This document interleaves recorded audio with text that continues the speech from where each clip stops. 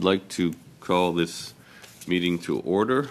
It's the fifth meeting of the House of Commons Standing Committee on Environment and Sustainable Development in this 44th Parliament. I will, just for the benefit of the witnesses, because members are well aware of this, but for the witnesses, please keep your mics off.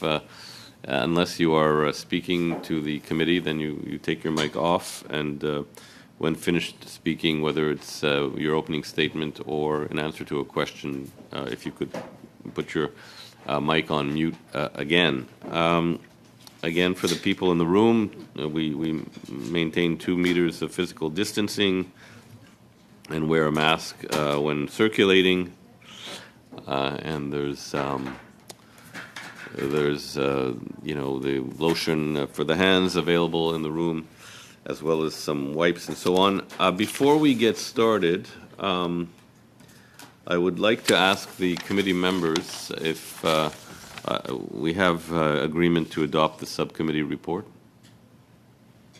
Agreed. It looks like there is. Fantastic. Okay, so the subcommittee report is adopted. So today we'll be extending our meeting till about 11:30 because of the vote.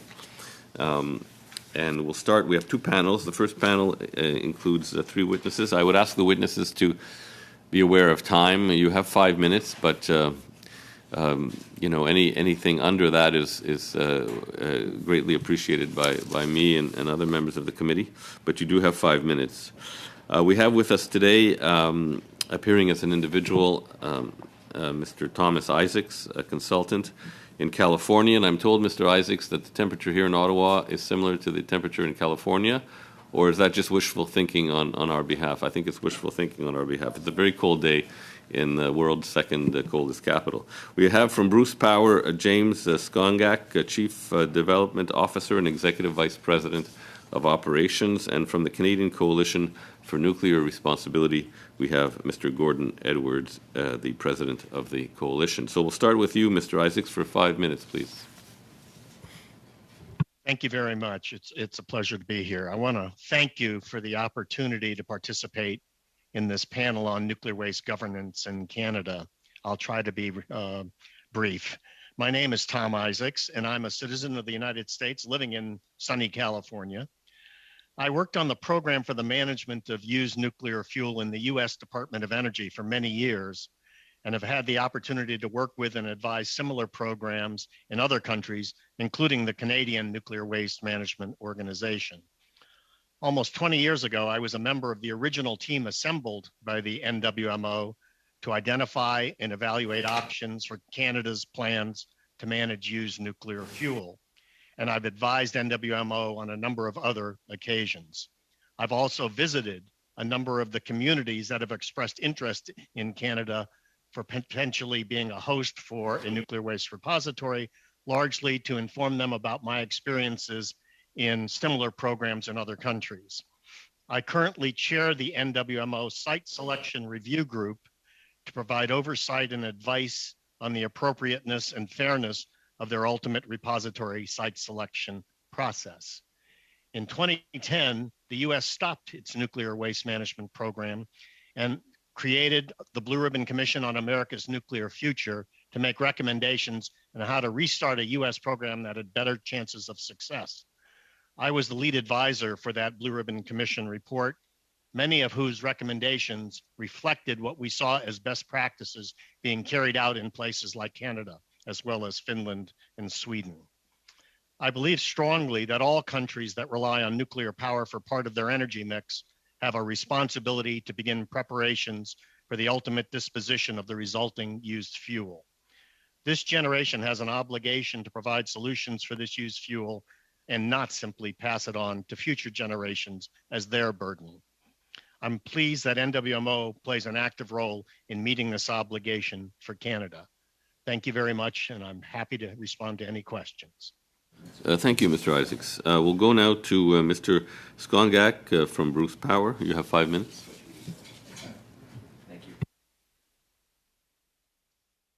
Great. Thank you much, Mr. Chair, and appreciate the opportunity to appear before the committee today. a few items I do want to cover in my introductory remarks, but before I do so, I want to recognize that I am presenting today from the traditional territories of the Saugeen Ojibwe Nation and the traditional harvesting territories of the Métis Nation of Ontario and the historic Saugeen Métis. And our facility at Bruce Power is also located on those traditional territories. I serve as the chair of an organization called the Canadian Nuclear Isotope Council. The Canadian Nuclear Isotope Council is a coalition of over 70 organizations across Canada that are committed to asserting Canada's historic role as a producer, developer, and exporter of life-saving medical isotopes. Medical isotopes that are used in the sterilization of medical equipment, the sterilization and personal protective equipment, used in the vaccine production and manufacturing process, and also isotopes that are used in the diagnosis and treatment of cancer. Canada has for generations provided global leadership in this space, and I understand this is an area of also study that this committee is looking at. And so, looking forward today to discussing Canada's role as I call an isotope superpower. The organization that I work for, we are a world-leading provider of cobalt-60. Just last month, we harvested enough cobalt-60 to sterilize 10 billion pairs of COVID swabs, medical gloves, all over the world. And this is a leadership position that Canada has. We also recently installed a new delivery system on our Canadian CANDU reactors to produce an isotope called lutetium-177 that is used to treat neuroendocrine tumors and brain cancer. In this particular project, what's unique about it as well is the fact that we've partnered with the Saugeen Ojibwe Nation through a Fighting Cancer Together initiative. Why am I starting with that? Because what we're really talking about at this committee and broadly in this discussion is the byproducts from the production of medical isotopes or the byproducts from nuclear power generation.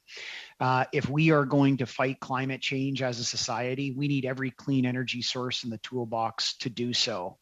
Here in Ontario, one of the things that we are immensely proud of as the province of Ontario is, you may have seen over the weekend, the demolition of our last remaining coal plant in the province. You know, there's a lot of people talking about climate change. There's not many people doing a lot about it. And that's not policy papers. That's actual things that happen in the real world to reduce emissions. And if you look at the work that we've done here in the province of Ontario to phase out the use of coal-fired electricity, that's one of the largest climate change reduction initiatives in the world. 70% of that energy to replace coal in the province of Ontario came from our nuclear fleet at Bruce Power. Why am I saying that? Because when we look at the byproducts of what comes from the production of nuclear energy or the production of medical isotopes, we have to look at this from a broader perspective. You know, there's an old saying that I often like to quote, which is, you should not idolize or demonize any energy source. If we are going to fight climate change, if we are going to tackle some of the most significant public policy and societal challenges we have, we need to look at an array of energy sources and determine the right mix. And part of looking at energy sources and determining the right mix is managing the byproducts from the production of nuclear energy and the production of medical isotopes. We have a plan in Canada that is funded, well managed, and I can tell you at a site, in the case of Bruce Power, we spend a tremendous amount of time, effort, and innovation in reducing the amount of waste we produce. We adopt a reduce, reuse, recycle approach. So, you know, while the committee is looking at ultimate waste disposal, we need to look at it just like when we teach our kids when they're young what to do in terms of the blue bin recycling. Any industry that has a byproduct, the first thing you need to look at is, how do you reduce that? The second thing you need to look at is, how do you reuse or recycle it? And whatever byproduct is left, how is it safely disposed of? And I'm very proud, I've worked my entire career in the nuclear industry, of the fact that we're one of the few industries that have that plan.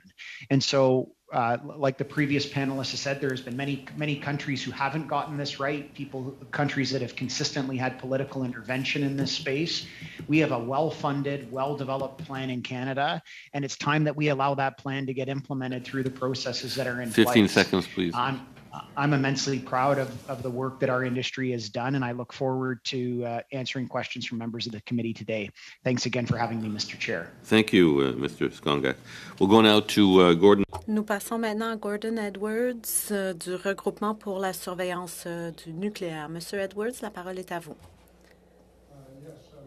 Je m'appelle Gordon Edwards. Excusez-moi. Je ne sais pas pourquoi.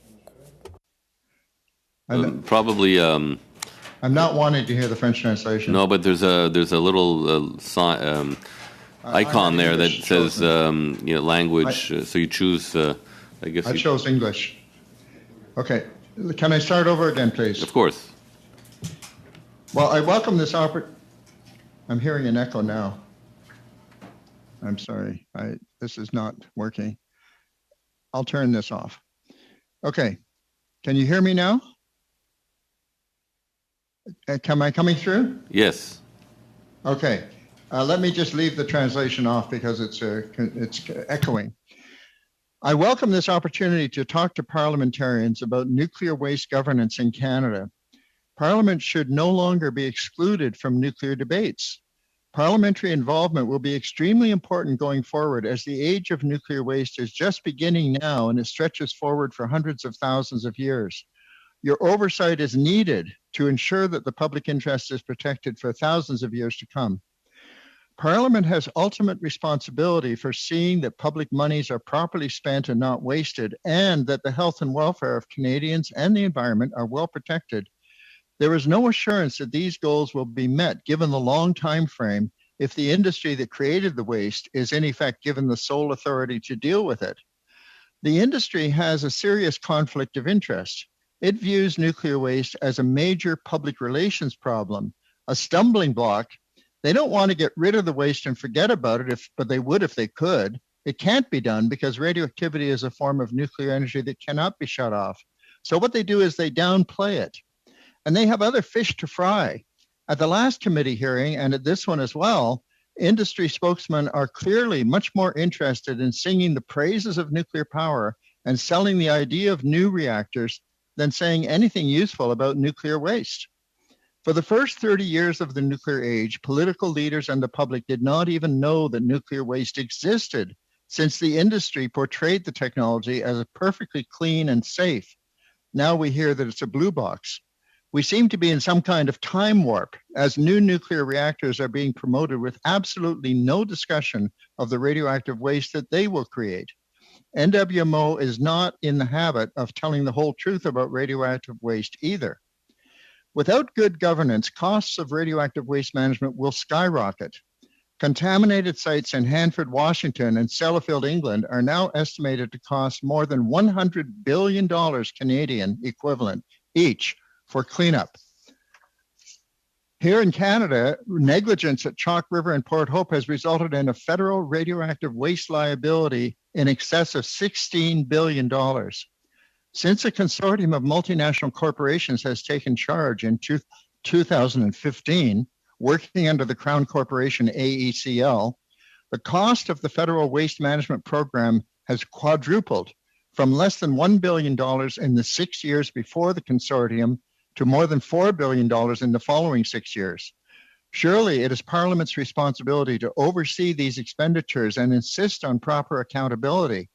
Bear in mind that some of the corporations that run the consortium, SNC-Lavalin, Fluor, and Jacobs, have a checkered history, including fraud, bribery, and illegal political donations. The consortium favors quick and dirty methods. It plans to dump 1 million tons of radioactive waste in a surface landfill less than 1 kilometer from the Ottawa River, despite opposition by over 140 municipalities downstream, including the Montreal agglomeration. It also plans to bury the dangerous radioactive carcasses of 2 defunct reactors right beside major rivers, instead of dismantling them, as was originally proposed and approved by the CNSC. These 3 projects are in violation of strong warnings issued by the International Atomic Energy Agency. Radioactive waste governance is a non-partisan issue. Party affiliation is irrelevant, nor does it matter whether you support nuclear power or do not support it, because we are all in the same boat when it comes to radioactive waste. We have to do the best we can to keep these dangerous radioactive poisons out of the environment of living things forever. Here are some things that Parliament can do. Number 1, We need a nuclear waste management and decommissioning agency that is independent of industry and of agencies that promote the industry, such as Enercan. That was a unanimous recommendation of the Seaborne panel after a 10-year environmental assessment process. And that waste agency should report to Parliament regular, not just to the minister. Number two, CNSC, our nuclear regulator, should not be under the Minister of Natural Resources, but under Environment Canada. This will help remedy the predicament that CNSC has been captured by the industry it is regulating. CNSC should also report directly to Parliament on a regular basis. Number three, amnesia is a bad policy. Heritage Canada should be archiving complete records of the radioactive legacies that we are leaving to future generations, starting now. This necessity has been stressed by the OECD Nuclear Energy Agency for over a decade, but here in Canada, it is not done. 15 seconds, please, Mr. Edwards. Reprocessing used nuclear fuel to extract plutonium should be banned. It complicates waste management and is a dangerous step towards proliferation of weapons. Rolling stewardship as an alternative to abandonment should be seriously considered by Parliament. Abandonment is irresponsible. 3 final repositories have experienced failures so far. And finally, the current legacy of uranium mining in Canada is 218 million tons of radioactive sand that must be kept out of the environment for at least 1 million years. Parliamentary action is needed to keep these uranium wastes on the political agenda. Okay. Parliamentarians. Our time's up, Mr. Edwards. Our time's up. Canadians need your help. No, thank you. Okay, there'll be time to make statements and comments in answer to questions. So we'll start with the. On débute avec le premier tour. We'll start with the first turn of 6 minutes for this round for each member, each party. We'll start with Mr. Mazer, please. Thank you, Mr. Chair, and thank you for the witnesses coming out this morning, I guess afternoon soon. Mr. Isaacs, first, you've worked with nuclear waste management over the years. Do you believe that the consultations that they are undertaking right now are done very thoroughly? In my experience, Mr. Mazer, I assume you're talking about the Nuclear Waste Management Organization. I have seen an extraordinary attempt by NWMO to engage with communities of interest over an extended period of time to educate them, to inform them, to try and understand their concerns, and to try and establish relationships that will stand the test of time, because any ultimate partnership which is required to develop such a facility will have to span generations. And so this is not, as was mentioned earlier, a quick and dirty process. This has to be a very thorough and carefully considered process. You know, what really impressed me was how they included all stakeholders, like from every angle, and the communities wanted them. And in the end of the day, they had to really make sure that they were all in. Also, could you expand about the potential beneficial outcome that nuclear partnerships could have with Indigenous communities? For example, what could be those kind of results to those communities, beneficial results with those communities if they partnered with the nuclear industry? I can tell you in general how I think these things have to occur. I've often said that I think there are 3 things that are important if a community is going to have the kind of trust and confidence that they need in order to move forward in this. The first one is you have to believe that the party that you're dealing with is competent and has a track record of competence. But being competent isn't enough. The second one is you have to believe that when a party, whether it's NWMO or any organization, makes decisions, they have the best interests of the community in mind and will make decisions in concert with that. And thirdly, and very importantly, I think is that you've got to listen and then respond. It's not good enough for an organization or an individual to say, well, I understand you're concerned about something, but trust me, I'm a scientist, I know best. If a community has questions or concerns, they have to be responded to. And to answer your question, the ways in which NWMO or any organization will help Indigenous communities or others is by working together to build a relationship of trust and partnership and understanding. The community themselves have got to take the lead in deciding what they want their future to be. It is then the role of the NWMO, in my view, to work closely and continuously with the community to help them achieve the vision that they have for themselves. And whether that's more money, more education, more public services, whatever that community feels it needs, opportunities so that the young people will want to stay there, whatever it is, they have to be flexible and adaptable to try and meet that community in the space where it resides in terms of where it wants to go and what it sees as important for its future. Mr. Mazur, I'm told your party's requested that we do a little switch here where you get 5 minutes and then Mr. Davidson gets 6. So we have about a minute left. Mr. Skagnac, did you have any comments on that? Yeah, I think it's a really appropriate question. The only thing I would add to this is really taking a step back and recognizing the independent quasi-judicial regulatory process that we have in Canada. So any nuclear facility, whether it's an operating nuclear facility, whether it's a waste facility, does fall under the jurisdiction of the Canadian Nuclear Safety Commission. That is a very open, transparent process. As I noted, it's quasi-judicial. But also within that process is embedded community engagement, consultation, the license renewal process. And if you sort of look at this from an international perspective, the Canadian Nuclear Safety Commission internationally is a tremendously respected independent regulator. So not only is this important, sir, at the front of the process, once this facility is licensed and operating, it's a critical ongoing component for both Indigenous and non-Indigenous communities. Thank you. We'll go now to Ms. Thompson for 6 minutes. Thank you. Thank you. I took a minute to come off mute. I just want to actually follow through with the last question and probably the same order, Mr. Isaac, if you wouldn't mind being the first to answer. And certainly, I understand the relationships with Indigenous communities on trust and partnership, understanding, collaboration.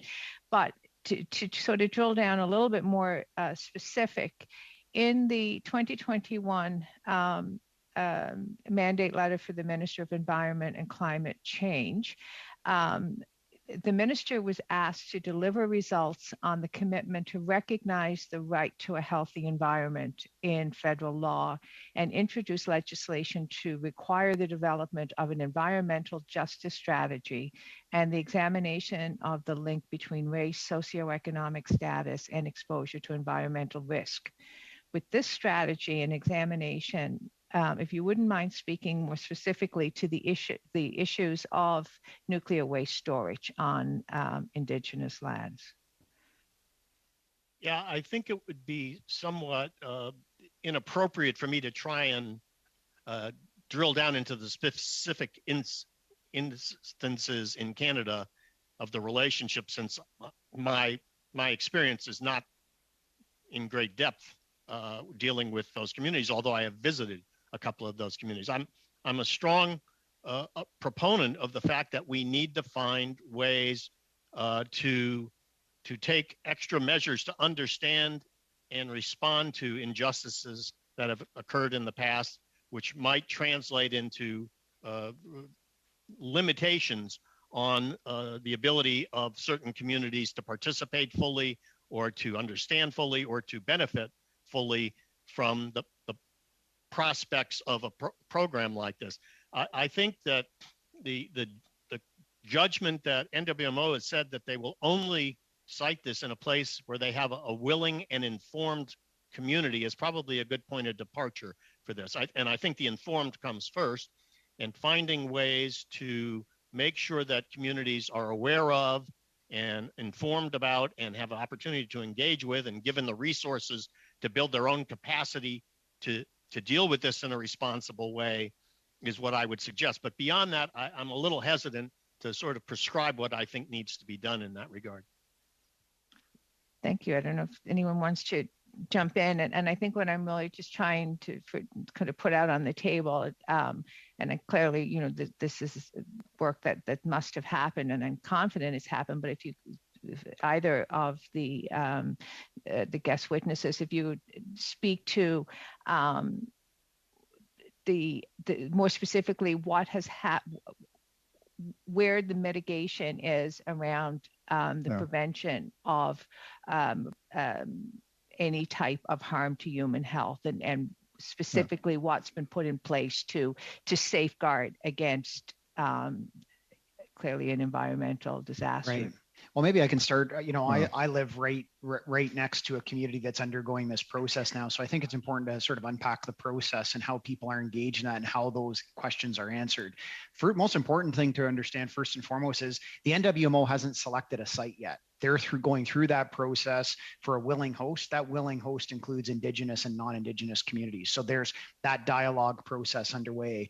Once the NWMO selects a preferred site, that site will be subject to the impact assessment process, which is a multi-year environmental impact assessment process that will deal with all of those, whether they're socioeconomic, environmental, safety, community, all of those items in a multi-year process. Once that process is complete, then the NWMO needs to progress through a licensing process through the Canadian Nuclear Safety Commission to progress the project, but also to operate that particular facility. And that process also has all of those check marks. So, I think it's a really good question, Ms. Thompson, because we shouldn't look at this as a decision in one point in time. We should look at it as an early dialogue for a willing host, but there's a consistent set of accountability around safety, environmental protection, and public engagement. It's not a one and done. Yeah, as somebody who works for an operator of a nuclear plant that was built 30, 40 years ago, we still do that today. We are still earning that confidence today. And I think that's often one of the challenges we run into in this debate. Now, I think the Canadian Parliament should be working for the Canadian people and not only for the nuclear industry. The problem is that the industry gives people, including parliamentarians, what is essentially pablum rather than actual detailed information. I talked to the South Bruce willing host community candidate, and there were people on that panel for 7 years, and they had never once been told by the NWMO that in order to get the waste underground, it has to be unpackaged and repackaged using robotic equipment on the site of the waste. They were not told this. Also, they were never told, they had never heard the word radioactive iodine, radioactive cesium. They had never heard about the specific radioactive poisons that are contained in the fuel. So what's happening here is you have a sales pitch, and that's what we're having right here today, in fact. We're having a sales pitch, and Parliament is supposed to just sit back and be reassured and not actually take an active interest in listening to both sides of the question, listening to people from those communities who are unhappy with what's going on, see if their unhappiness has any basis in fact. Merci. C'est maintenant au tour de Madame Posé. Thank you. Ms. Posé, it is your turn. You have 6 minutes. You're on mute, Ms. Posé. Thank you. Just to follow up on what Mr. Edwards has just said, the NWMO has said that only 10% of waste is being dealt with, and 90% is not. I would like to talk about the principle of the polluter pays, please.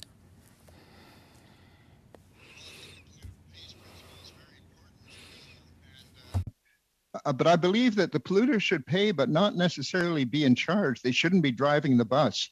Somebody else who really has only the health and welfare of the Canadian citizens and the Canadian environment should be running the show.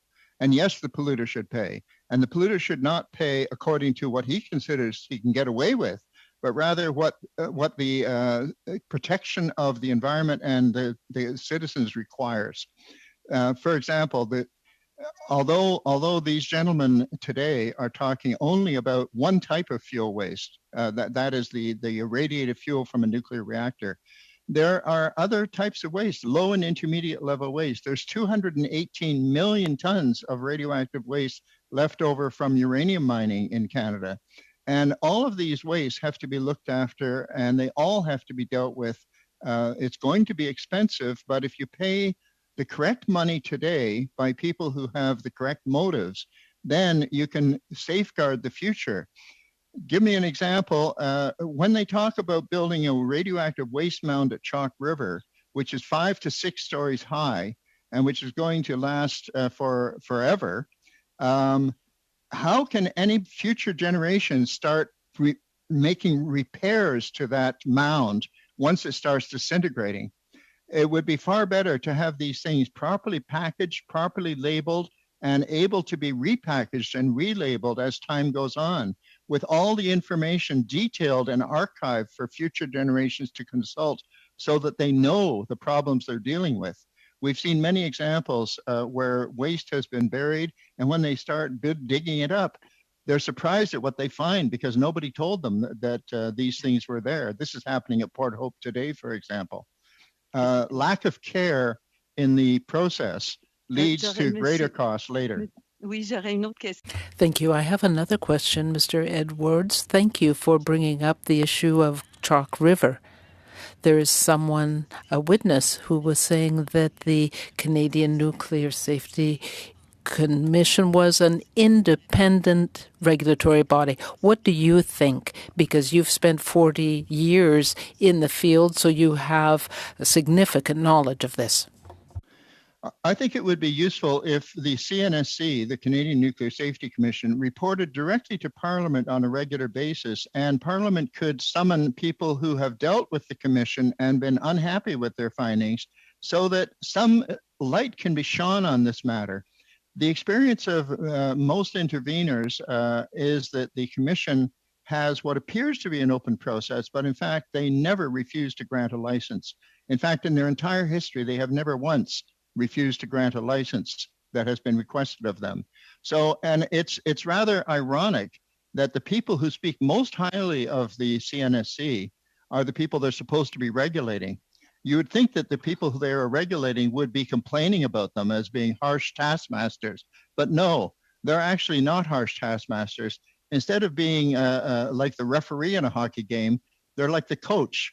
They don't send them to the penalty box, they just give them a talking to. Merci. Thank you. I have two final questions on conflict of interest. Do you have anything to say about this in the industry? And a second question would be, do we need legislation to outlaw the export and import of nuclear waste? I believe that both those questions are very important ones. The conflict of interest arises, for example, just to give you an example, in another country, in Germany, the industry was using an underground waste repository for low and intermediate level waste called the Assa 2 salt mine. It was leaking radioactive poisons into groundwater and surface waters for more than 10 years before anybody spoke up about it because they had a conflict of interest. They didn't want to give the industry a bad name by revealing that this repository was a failure. Now the government of Germany is spending the equivalent of about $5.7 billion to get all that radioactive waste out of the repository back to the surface, and it's going to be a dangerous and costly work. So this conflict of interest means that we have to have people who are only devoted to the health and safety of the environment, not to the promotion of the nuclear industry. We have to avoid not only conflict of interest, which is real, but even the appearance of conflict of interest. And as long as everything reports to the one minister who is responsible for promoting uranium expansion and nuclear expansion, that is the natural resources minister, then we're in a bad situation. There's 15 seconds left. What about legislation?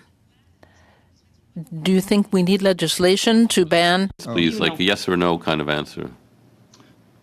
Yes, I do think we need regulation for that. We need a law which dictates that. It is said so by NWMO, but without any basis in law. Sorry, Mr. Chair, if I could just add just one very quick thing to the question. Time is up. Mr. Songak, our time is up. I'm sorry. Oh, sorry, sir. Yeah, it's okay. Ms. Collins for 6 minutes, please.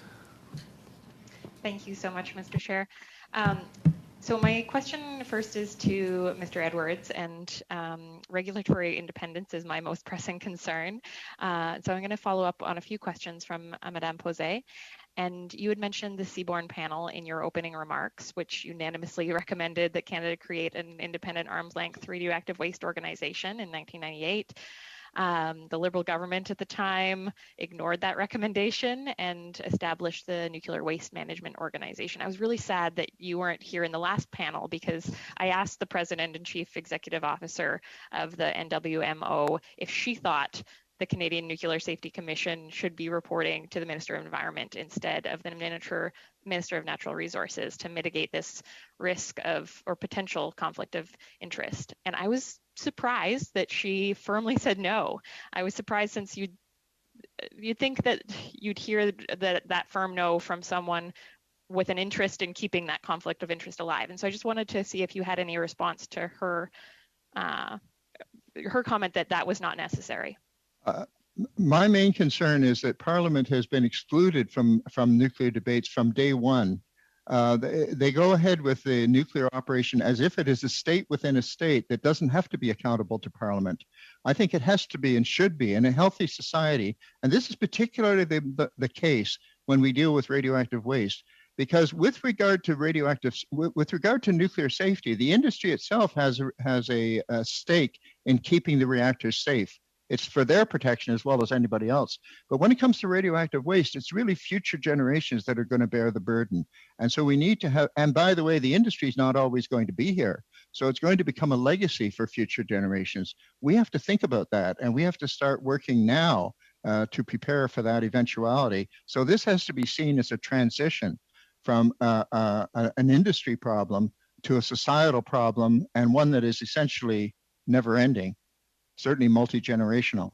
So I think it's very important that we pass legislation now and investigate thoroughly to see whether those long-term interests are truly being looked after by listening to the people who have complaints to make. So let's see if those complaints are justified. There are, after all, 3 underground repositories for radioactive waste, only 3 that have operated, and they have all failed, the 3 of them. Yeah, Mr. Edwards, just on the issue of the NWMO, since it's not a government department, it's exempt from access to information requests and not subject to the same accountability for their decisions. Just curious if you think there is an issue of transparency here. Well, I think there is an issue of transparency. As I say, the people who are in these small, isolated communities, which are oftentimes not more than 1,000 people in those communities, they're being given millions of dollars just for listening to the NWMO year after year after year. But in all the years, and they have monthly meetings, and in all those monthly meetings, NWMO has not bothered to explain to them exactly what the radioactive wastes are, what these radioactive materials are, why they're considered harmful, and how, if they're so harmful that they can't be left where they are at the reactor sites, why they suddenly become safe when they're transported up into these remote communities. So I don't believe that the NWMO is doing a good job of, the people are not having an opportunity to truly be educated, but really to be receiving a sales pitch punctuated with scientific studies which support that sales pitch. And what do you think, what would be the policies and strategies that would ensure, when this is happening and when we have engagement with Indigenous peoples, the Canadian public, civil society, how do we ensure that it's not simply formulated by the kind of sales pitch or industry influenced? How do we ensure that it's... Well, I think Parliament can play an important role here. I mean, one of the important roles of Parliament is simply to bring things to public attention through parliamentary debate. And the fact that Parliament has never debated the nuclear issue, has never had a full debate as to the pros and cons. In fact, when my organization started, we wrote a letter, an open letter, I'll send a copy to the committee, an open letter to Prime Minister Pierre Elliott Trudeau, asking precisely for a national debate on the nuclear, both the benefits and the risks of nuclear power for the sake of everybody, so that citizens and parliamentarians alike can understand what are the upsides and what are the downsides. And we've never had that. We've never had that. And consequently, Parliament, you might say, is basically flying blind and asked to rubber stamp decisions made by others that are not publicly debated or subjected to any truly democratic process. And, on something so serious as managing nuclear waste, credibility and public trust are so vitally important. The review of Canada's nuclear waste policies and development of waste management strategies has been underway since November 2020. In your opinion, has the process been open and transparent? Have all Canadians been given equal opportunity to participate? What's happened is similar to what happens at the CNSC. Everybody is given an opportunity to say what they have to say, but it's more in the spirit of getting it off your chest. These recommendations are simply not taken seriously by the government. I believe that there were some 400 submissions to the nuclear waste review panel that you're talking about, the one that's looking for a new, more acceptable radioactive waste policy. And by the way, this is being managed by the one department that is promoting nuclear power, which is natural resources. We're going to have to go to Mr. Davidson now, unfortunately. Well, not unfortunately that we're going to Mr. Davidson, but that we have to interrupt this discussion. It's always a pleasure to hear from Mr. Davidson. Mr. Chair, you're a beauty. Thanks. Good morning, witnesses. Thanks for coming this morning. And, there is pros and cons to everything. And, I was on my way here, and I guess, James, this is to you. There was a ad on the bus shelter. And Bruce Power isotopes, cobalt-60, a medical isotope produced at Bruce Power for essential element in treatment of cancer. I stepped out of the bus shelter and I talked to a few people walking down the road. I said, I just want to talk nuclear power for a sec, about some of the great innovations. And do you know what an isotope is, or helium or cobalt-60? And people were looking at me cross-eyed. I got to be honest with you, James. So I just wonder if you could talk about, companies like Bruce Power, what you're doing, and, what nuclear power does for Canadians and saving lives. Because a lot of people, I'm going to say boots on the ground on the streets, just don't realize what nuclear power does. No, I think it's a great question, and I always like to say that facts are our friend. And it concerns me that members of the committee hear a lot of misinformation and items that are not built in fact, because there's nothing worse than developing policy when we're not talking fact. If I take a step back, nuclear power right now in the province of Ontario is generating 60% of our power. It's the main power source that allowed us to phase out the use of coal. We're producing life-saving medical isotopes. We're providing isotopes that are used around the world in sterilization. And we do this under an independent, and by the way, the Canadian Nuclear Safety Commission does report to Parliament through the Minister of Natural Resources. So I'd encourage people to read the Nuclear Safety and Control Act. We do it safely, we do it reliably, but we also do it recognizing, sir, that we produce a byproduct. And that is a byproduct that we reduce, we reuse, recycle, and any of that remaining byproduct we fully fund set through independent regulation, and it's included in our cost of generation. If there's one thing I would say is we do not do enough effective communication. Anytime we engage with people, I live right next to a nuclear plant. I grew up right next to a nuclear plant. My father worked at the nuclear plant. People that are engaged in the industry and understand these facts tend to be very supportive. And I think we have a lot of work still to do to get our message out and get the facts out about the industry. No, thanks. And, I just wonder, what initiatives do you think, the nuclear field, can do to make things more, public aware? Whether it's turning on your TV, whether it's, saving a life in a hospital, there's various things that the nuclear industry does. And, could you tell us more about that? Yeah, no, I mean, the first thing I would like to see is I think I think we have a really important energy debate to have in this country. And often when we have that energy debate, we think of everything in absolutes. It's either all nuclear, all renewables, all oil and gas, all hydro. And the truth is, when you're building public policy, you're looking at all of these factors and finding the right balance. And I have to admit, as somebody who works in the industry and the energy sector, I think we need to have a very balanced debate and balanced discussion, and not make all of these about binary choices. They're about building that right mix. And I think policymakers like yourself, the debates in Parliament, the issues we're looking at, we need to take this out of soundbite politics and talk about these things very seriously. Talk about, without nuclear power, what would we do to treat cancer patients? We'd be still burning coal-fired electricity in Ontario. What does that mean? Does that mean nuclear can meet all of our energy needs? Of course it doesn't. But it means we need to have a balanced, responsible discussion. No, balanced approach for sure. And, I'm happy to hear your words this morning about, Canada being a global leader in this field. I think it's very important. And, it's something we don't hear enough about, Canada being a global leader. And I'm happy to hear those words. Do you see any path to net zero in 2050 without nuclear power? I don't think anybody sees a path forward to net zero without nuclear. If we are going to tackle climate change, we need every tool in the toolbox on the table. If this is as serious as we all think it is, and I'm at the front of the line saying it's serious, we need to look at every tool in the toolbox. And it'd be a massive mistake to not have nuclear on the table. We need options. Options are absolutely critical when you're dealing with a challenge. And so does it mean nuclear is all the solution? No, sir, it does not. But it's certainly part of the solution as demonstrated in Ontario through the phase out of coal. Good point. Just like COVID-19, every tool in the toolbox we need. Madam Posey, I think to follow up on her question, you wanted to speak about legislation. I think you ran out of time. I just wondered if you had a comment on that. James? Yeah, the first thing I would say is, and listening to the discussion, what I would encourage all members of the committee to consider respectfully is there's a number of pieces of legislation in place. The Nuclear Safety Control Act, there's legislation with relates to fuel, there's the Impact Assessment Act.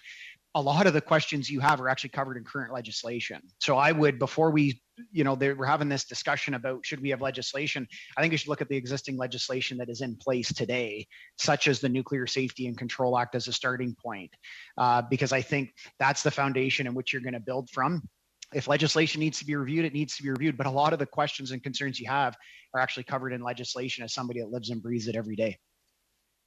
Well, thanks very much. And again, thanks to all the witnesses this morning. Thank you. We'll go to Mr. Weiler for 5 minutes, please. Thank you, Mr. Chair. I'd also like to thank all the witnesses for joining today and for their great testimony up to this point. I do want to continue with Mr. Skongak, and you mentioned earlier you talked quite effusively about some of the economic opportunities with medical isotopes, amongst other things. I was wondering if you could expand on if you have a sense of what that economic opportunity is overall, and how that translates between companies and the public, particularly in Canada right now.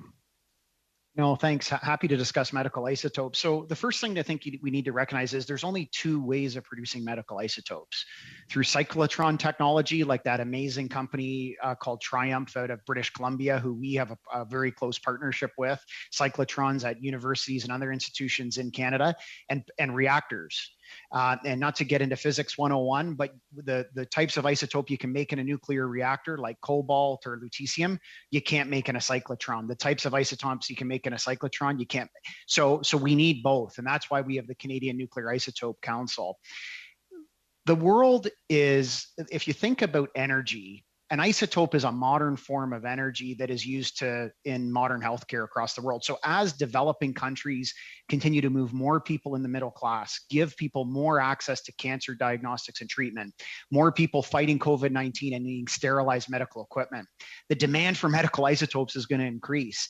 And Canada is uniquely positioned to provide those isotopes on the reactor side through our power reactors, like the ones we operate at Bruce Power, but also through our cyclotrons at areas like the University of British Columbia and Triumph Innovations, and they're both needed.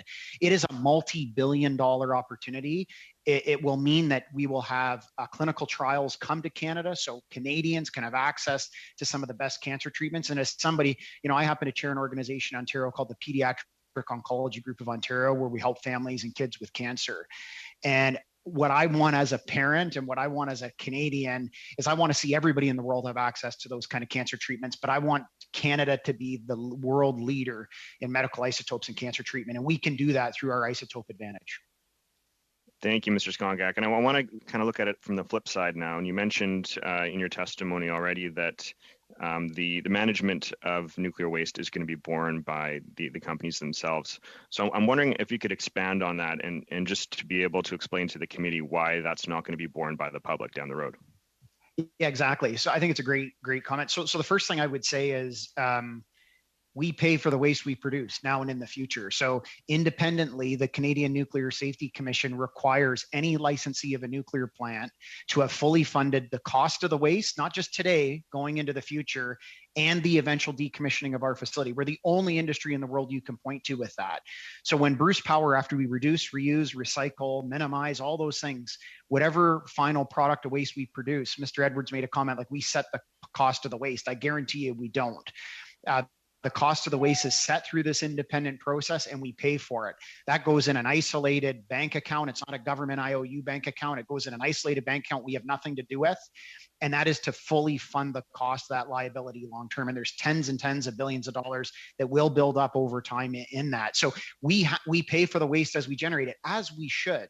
In fact, I believe one of the things Parliament should be looking at is what we do in nuclear as a model for other industries. What other industry can you point to that can say we safely manage our waste, we fully pay for it? And by the way, I know where every cubic meter of waste is our facility has ever produced in 40, 50 years. Name one other industry that does that. So I think that's something Parliament should look at. Thanks for that. My next question is for Mr. Isaacs. You mentioned that the Blue Ribbon Commission had assessed Canada's regulatory structure and saw that there's many best practices there. So I was hoping you could both explain where Canada is showing leadership in these best practices and where there are examples where Canada diverges from these international best practices. 30 seconds, please. Thank you for the question. I would say the principal finding, the number one recommendation of the Blue Ribbon Commission was that in looking for a site, you needed to use a consent-based approach. You should build a site in a location where the communities who are going to be affected by it understand the implications, and voluntarily are willing to be the host. That was the first recommendation of the Blue Ribbon Commission. That was largely reflective of the approach that was taken by the Nuclear Waste Management Organization. Thank you. Thanks very much. Madame Posé, pour 2 minutes et demie. You have 2.5 minutes. We don't have much time if we want to end before question period. We started late, of course, and we certainly want to get to our next panel. You have 2.5 minutes, please. Thank you. My question is for Mr. Edwards. We're hearing constantly that Canada is a leader, a model in managing nuclear waste. What is your opinion? Because you have 40 years of experience in this field.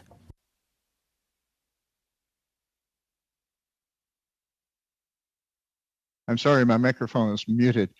I didn't realize that this was going to be a panel on the glories of nuclear power rather than the radioactive waste governance. I thought we were going to be focusing on radioactive waste governance. Regardless of what benefits or not that nuclear power has, the wastes are going to be here forever and they have to be dealt with. And that's really what the question should be. The International Atomic Energy Agency says that it's wrong to bury radioactive waste radioactive reactors right where they are on site.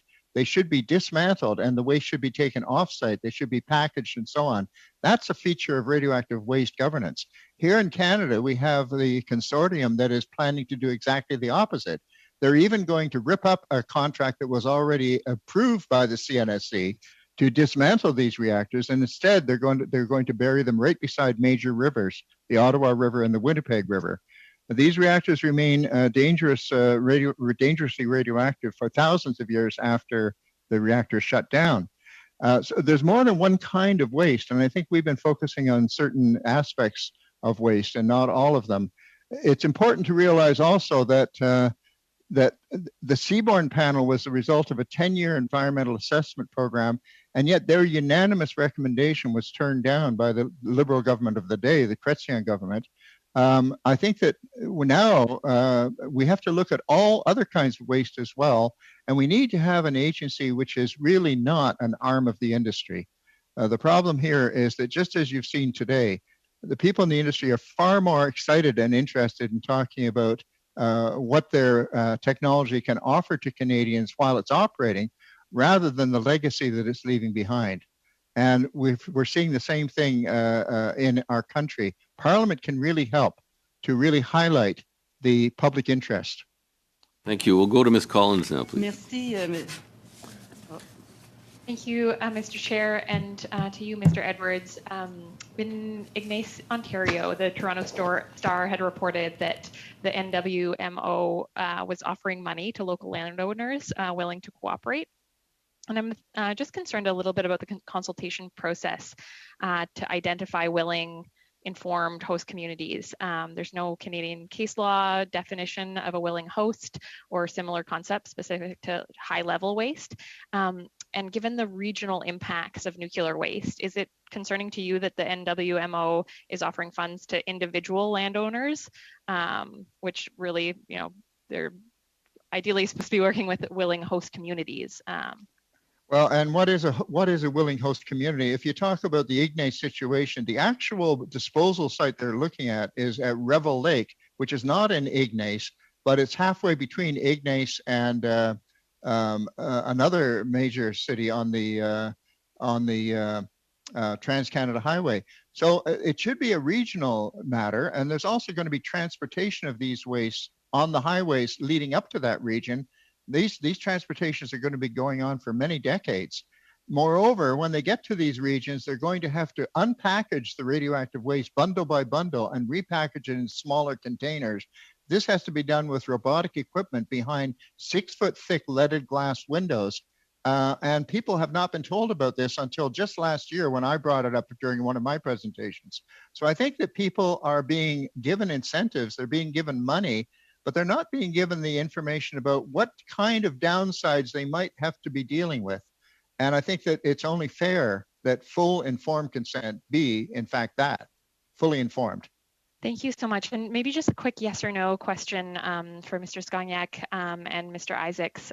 Just going back to the question of this potential for conflict of interest, it seems to me kind of a no-brainer to switch the reporting to the Minister of Environment because there would be no even perception of a conflict of interest. Would either of you be opposed to the reporting to Parliament going through the Minister of Environment instead of the Minister of Natural Resources? As Ms. Collins requested, a yes or no answer, please. So the question is, would you mind if it went to the Minister of Environment? Yes or no, please. Well, unfortunately, this is the problem. There's not yes or no answers. Well, then, okay. So it reports to Parliament through the Minister of Environment. When it comes to the impact assessment process, sits with the Minister of Environment. Okay. So there's a few different components here. So I think that's a more it's a complex question. More discussion. Okay. Yeah. The other who else did you ask? Mr. Isaacs, yes or no? Yeah, I would simply say that the time doesn't allow me to answer that fully. I'd rather not. Thank you very much. Okay, Mr. Albes for 5 minutes. Thank you, Mr. Chair. Are we? I thought we were going to be moving to the second panel. Well, we can do that if you like. No. I'll get a question, and I just if you can keep it under 5 minutes, I'd be eternally grateful as your chair. Okay. Well, thank you. Just maybe if we could hear a little bit more from Dr. Isaacs in regards to the question that was just posed. So, Dr. Isaacs, what do you think would require in the reporting relationship right now? Should it be the Minister of the Environment, or do you have anything to offer in regards to that? I am not intimately familiar with the lash up in the Canadian Parliament of responsibility. I believe that there should be an independent oversight of the activities. I think it should be monitored by the Parliament. It should be done in a way that is perceived as being competent and free of conflict of interest.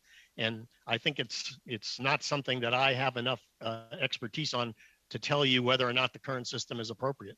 So the current arrangements that the National or the Nuclear Waste Management Organization has, you believe it's independent and it in terms of its mandate. Is that correct? Oh, absolutely.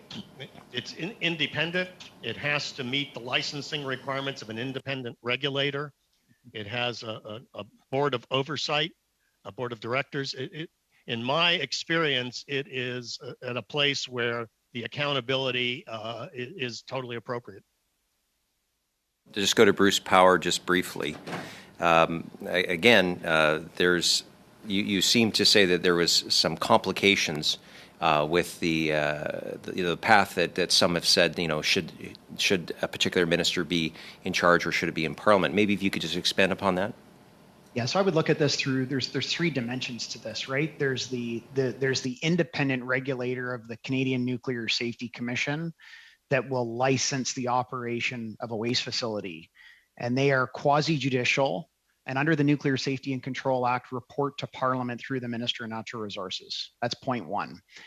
The Nuclear Waste Management organization is an independent organization that reports to the Minister of Natural Resources as well. You have the Minister of Environment who has accountability for the Impact Assessment Act. So any project with one of these large facilities that we're talking about here debating today would go through an impact assessment process. Obviously, there'd be interaction with the independent CNSC in that. So I think when we're thinking about these things, we really need to be clear what we're talking about and looking at those items in that bucket, those buckets. Okay. So in regards to the current governance structure, Madame Posey is a parliamentarian I respect. She's brought forward a motion to have the Environment Committee study this area. So to me, to say that there's not ongoing ability by Parliament to weigh in and to check in to make sure that we have the best governance possible and to consult experts, such as some of the panel that are here today. So the question I would just have, do you believe that the current framework that we have works well? And that parliamentarians can be rest assured that there is a proper there are ongoing ways for parliamentarians to check to see if things can be made better. Is that correct? Yes, absolutely. I mean, look, as a Canadian, I would say I think it is really good that our public policy or our public officials are taking the time to review governance. Any good organization always reviews your governance and make sure, is it working as effective as it needs to? So I think that's an important exercise. What I would say is that as it relates to nuclear waste policy and the need to move forward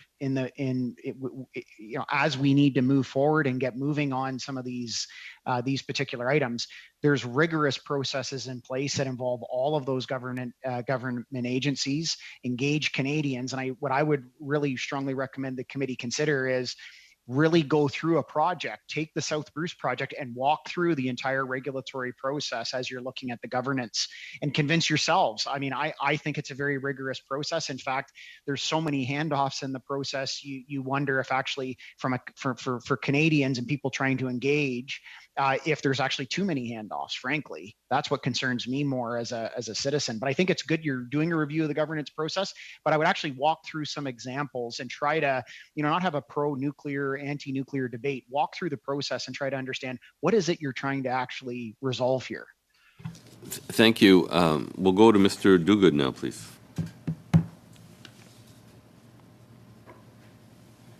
Mr. Chair, I'm going to give my time to Mr. Longfield. Okay, go ahead, Mr. Longfield. Great, thank you, Chair, and thanks, Mr. Duguid, for sharing time with me.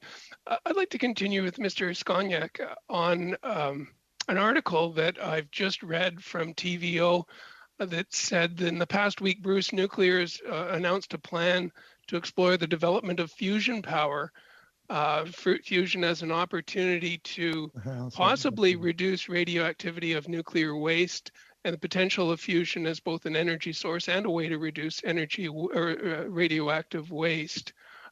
Could you comment on that opportunity? In your presentation, you talked about reducing and reusing coming out of the nuclear plants. Yeah, no, definitely. As I mentioned earlier, it's a good question. If we're going to fight climate change, if we're going to achieve net zero by 2050, we need every tool in the toolbox. And so we're thrilled to have partnered with a great company out of British Columbia, General Fusion, who is advancing to what I call 21st century fusion technology. And we've entered into a partnership agreement with them in terms of engaging on technical resources. We have obviously a very strong, deep workforce when it comes to whether it's engineering, project management, all of the types of skills you would need to advance a new technology. And so this is really about trying to bring another tool in the toolbox in the fight against climate change. Do I believe nuclear is competing with fusion or fusion's competing with nuclear, or frankly, we're competing with renewables? I don't. And so this was really more about, as Canadians, saying, how do we bring that technical know-how we have together to see what this is? If somebody's going to develop fusion power, I want it to be Canadians. Right. And we can lead in these areas because, not only is there a climate change imperative, but there's an economic imperative and a jobs imperative. And I want those skills and those capabilities to stay here in Canada. If I could be so bold, I want it to stay in Bruce Grey and Huron counties where I live, where I think this technology is. So if we're going to build a commercial plant, let's put it in Bruce Grey and Huron counties. Great, thank you. And having local universities working on that, such as McMaster and the partners that you have. The University of Guelph. Sorry, even more importantly, as a grad of the University of Guelph, right in our backyard, that's an institution I'd raise as well. Well, terrific. I was just going to mention University of Guelph, which won't come as a surprise to any of the other members of Parliament here.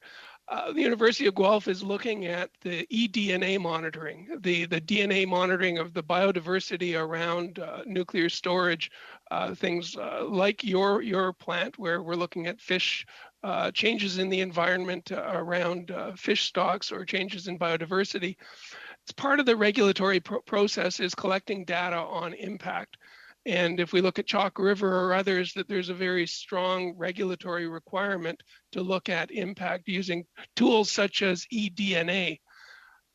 Sharing that data is something that the University of Guelph has asked for. I've had a recent conversation with the University of Guelph on this, saying there's a lot of private data or data that's held by non-research institutes. Could you comment on the sharing of data with research institutes? Yeah, absolutely. Well, firstly, the work we do with post-secondary institutions, especially in the environment area, we share that openly. That we have no reason not to. I think it's very important for our research institutions to share data. But to the previous member's question around public confidence, how do we take some of this data and put it into context for people that is understandable? Right. And we're sometimes I find we're data rich, but information poor. Right. And so how do we do that? The one other thing I would note with the Canadian Nuclear Safety Commission in certain areas, they also have independent monitoring. So while we do our own environmental monitoring and we report on that, we work with some of the best and the brightest across Canada at institutions on that. The CNSC also have their own independent monitoring program, and that data is available. But I think it's very important that we share this because I think the more information you share, it builds public confidence. And I think we can do a better job of putting that information in a form that is understandable and to the non-sort of specific clinical people that are working in that area. So with less than a minute to go with 40 seconds, thinking of the other use of that data could be helping Indigenous communities with water quality or with the quality of the food, the impacts on toxins within their food chain. This data could help in a lot of other ways.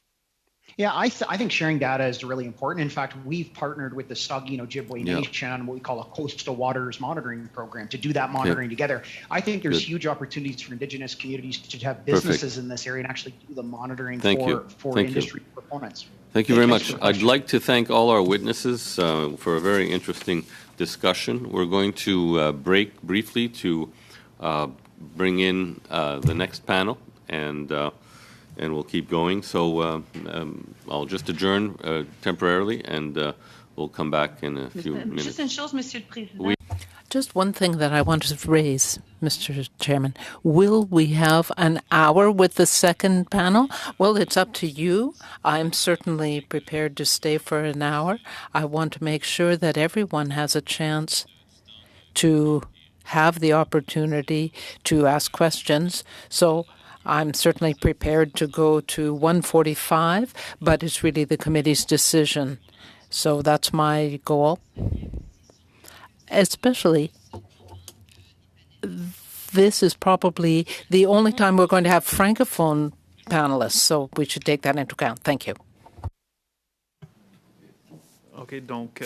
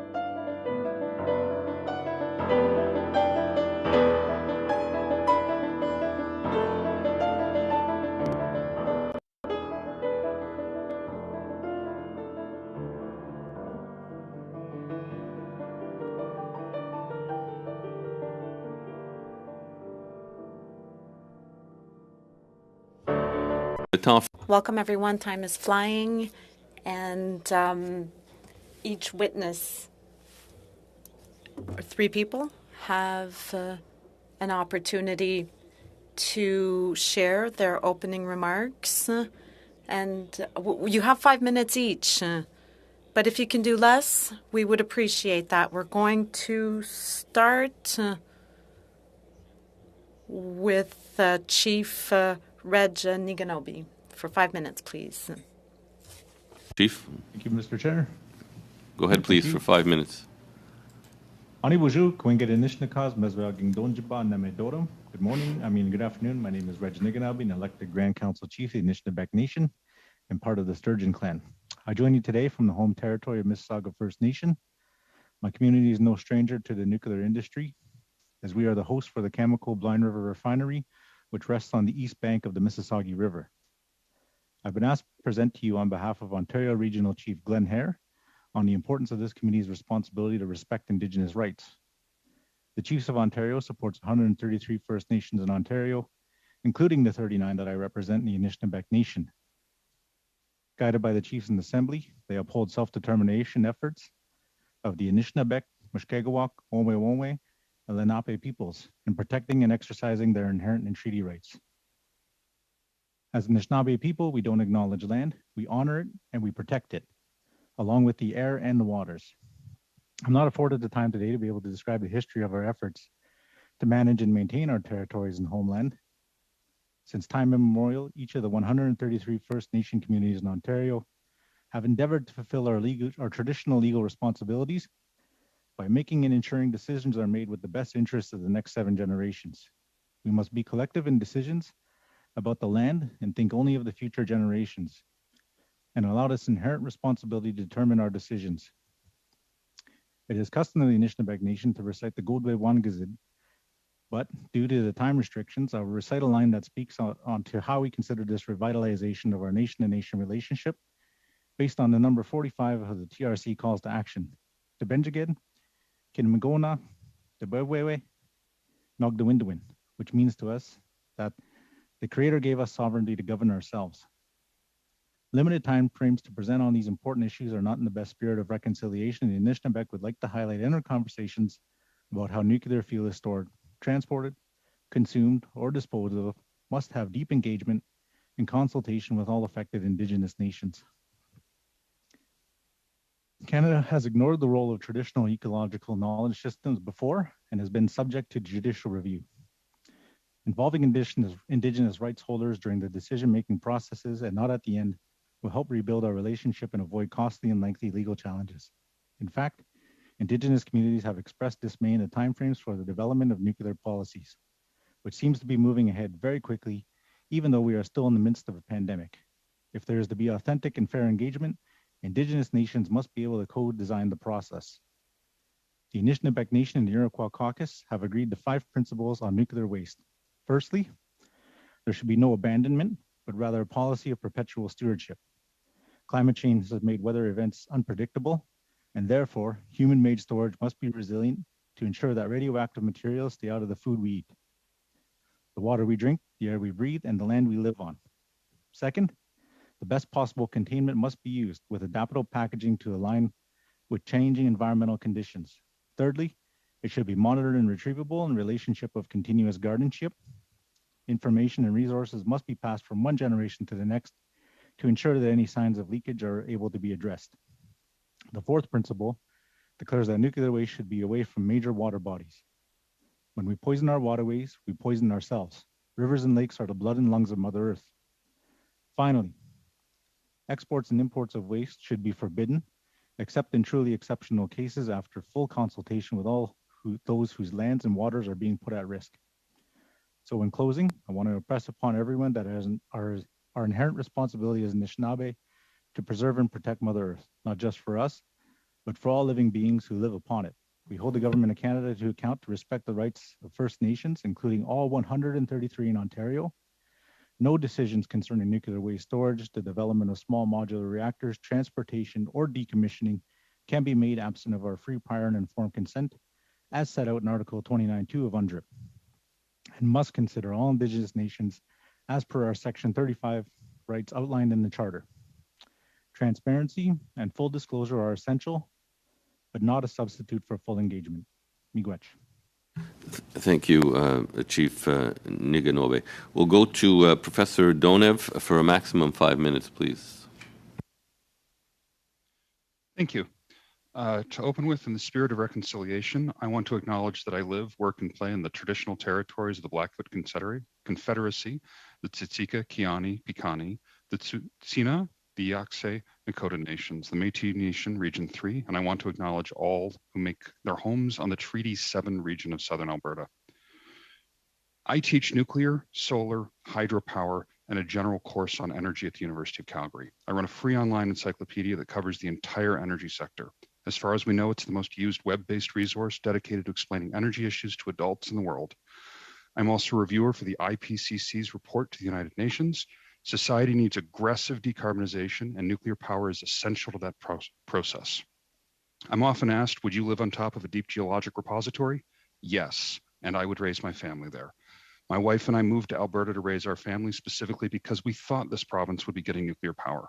Most of the 70,000 Canadians working in the nuclear sector live and raise their families around nuclear reactors and with radioactive materials like spent nuclear fuel. Aren't radioactive materials dangerous? Canadian nuclear technology has saved millions of lives. Radioactive materials for medicine and many industrial applications are a societal good, but radioactive materials must be handled carefully at every stage. The Government of Canada regulates the use of radioactive materials. These regulations keep workers, the public, and the environment safe. The Canadian nuclear industry has an extraordinary record of safety, safe practice, and compliance. Power plants have stored spent fuel on site for decades. Over the decades of storage, the radioactivity naturally dies down, making the fuel easier to handle. Unlike most types of waste, spent nuclear fuel gets less hazardous with age, rather than more hazardous. The weighting was prudent. The NWMO developed a robust plan. The science and technology are sound and thoroughly tested. The waste can be moved to either site they're considering safely and stored safely. So why not leave it on the surface? Every country that faces the decision in the world of what to do with spent nuclear fuel has said the same thing. Put it safely underground, out of the weather that we're talking about. We are the society that benefited from the power. We are the society that must dispose of the waste. Will new nuclear reactor technology make electricity and transform the spent fuels? Maybe. We should aggressively fund research and development to deploy a suite of nuclear reactors that can burn this waste and make more carbon-free electricity. But even those reactors still generate waste that will eventually lead to long-term needs for storage, probably underground. In the meantime, it is responsible to move forward with a plan of building a long-term disposal site until these reactors exist. How do we know it won't leak? The radiation is like light from a flashlight. A few meters of rock stops the radiation. The 500 meters of rock proposed will stop all of the radiation. Where environmental concerns get tricky is that radioactive material could be spread through water in the environment. Water could move those little flashlights.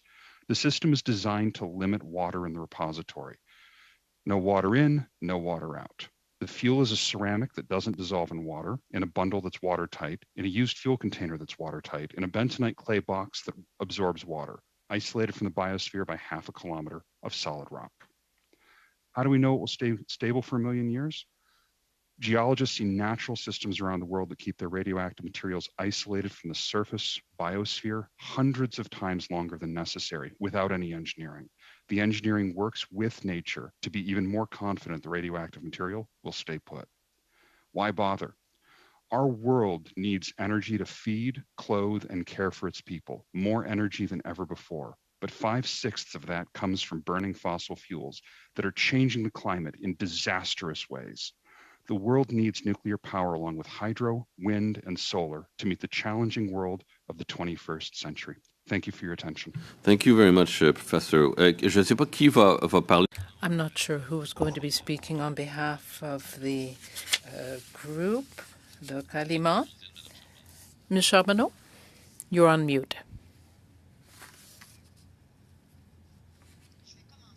I will begin.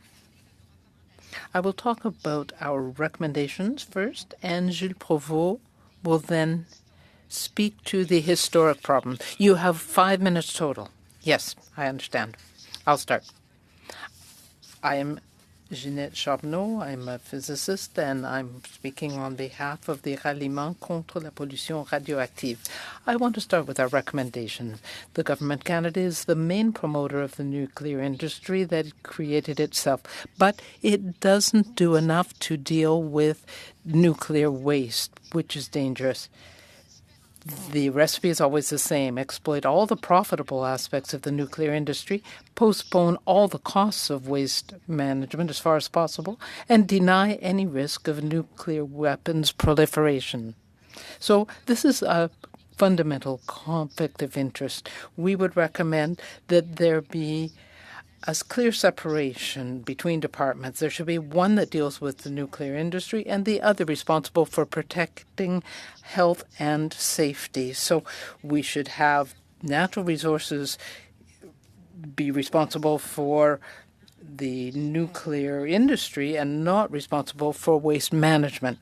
Our second recommendation is that Canada keep the polluter pays rule, because this principle needs to be applied to waste. But what we don't like to see is that it isn't up to the polluters to decide on the rules. Right now, the regulations are too general. Even though the CNSC is the regulator, it allows the polluters to propose the solutions. Our third recommendation is that all licensees need to provide a detailed inventory of all radioactive contaminants with a detailed description of their radioactivity, because we're not talking about regular kinds of toxic substance, but rather radioactivity. So this needs to be more detailed. Right now, the polluters do their own classification, and it's really incomprehensible. And we need to make sure that the solutions are applied across Canada. Fourth recommendation, Canada must give the highest priority to find a solution to the intermediate level radioactivity waste, because for years there has been nothing done in this. For example, the NPD reactor near Rolfton cannot be dismantled. Why? Because there's no place to put the waste. So they want to just entomb it. And this goes against the IAEA directive. Our fifth recommendation is that Canada ban all imports of foreign radioactive waste, even for medical reasons. Why should we accept nuclear waste from around the world? 98% of the radioactive material that comes to Chalk River is of that nature. Why do we want to import this radioactive waste when we can't even handle the radioactive waste we produce here? Sixth, we recommend that the Canadian Nuclear Safety Commission stop misleading the public by including highly radioactive waste among low-level waste. Cobalt-60 is an example. They changed the definitions. It looks good on paper. We see these inventories of intermediate level radioactive, but there has been a reduction of 95% over the past 5 years at Chalk River, apparently, and that doesn't make sense. We are also calling for a regional environmental risk assessment for the Ottawa River site. Each of these projects is of concern, but we need to look at the whole impact of this. So now I will call on Gilles. You have 20 seconds left, Mr. Povo, I'm afraid. My colleague has laid out our solutions. I am pleased to talk about the horror stories that justify the need for those recommendations, so I will wait. Thank you for your cooperation. It's very appreciated. I want to end at 12:45 at the very latest, and I may shave some time off during the rounds of questioning, but we'll start with Mr. Dreeshen for 6 minutes, please. Mr. Chair, and thank you to all of the witnesses that are here today. I'm a former math and physics teacher, taught for 34 years in high school, so it's a great discussion of nuclear energy and, of course, all forms of energy, which I think are important. And in the last panel, witness Skogek from Bruce Power, he stated something that I've advocated for years, and that is that we shouldn't idolize, nor should we demonize any energy source. And I think, Mr. Donev, the fact that that's part of what your educational program is all about, I think, is very significant. And I look at things as trying to bring the full life cycle point of view into the discussion, whether it be hydro or whether it be solar or oil and gas and so on. So that's really one of the things that I think are rather important. So from your research, though, can you speak to the significance of the nuclear energy on the road to net zero? And can you expand upon the new technologies and innovations that are with the nuclear industry that can help us get a little closer to this goal? I know you spoke of the Triumph Life Science program, or the significance of that, and of course the University of Calgary is associated with that. I wonder if you could tie those two things together. Thank you. Absolutely. Thank you for the question. We are facing a huge problem going forward, trying to eliminate carbon dioxide being emitted into the atmosphere. This is a huge problem, and it's actually almost beyond the scope of imagination how much oil, gas, and coal gets used in putting CO2 into the atmosphere. Nuclear has been able to completely decarbonize, or take out all the coal, not completely decarbonize, but take out all the coal from Ontario, and that's the only jurisdiction that has ever removed all of its coal-fired power plants. When Germany recently decided to decommission nuclear reactors, I was not at all surprised that their CO2 went up.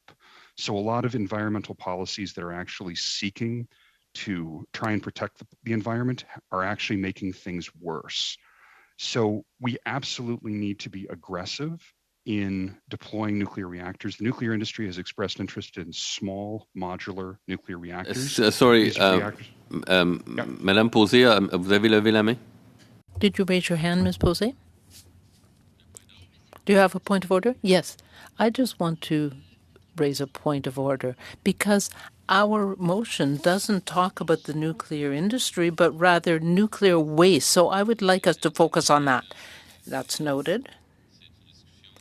This is a broad discussion because we are talking about the nuclear file, but perhaps take into account Ms. Posé's point. Professor Don. Thank you, Madame Posé. I'll try and focus on that. All forms of energy production produce waste.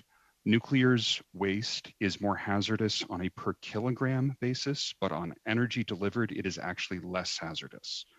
Coal produces tremendous amounts of waste. The amount of waste produced by our coal, our oil, and our natural gas every week worldwide, if it was elephants, it would stack from the Earth to the moon, and that's roughly 10 days of waste from coal, oil, and natural gas.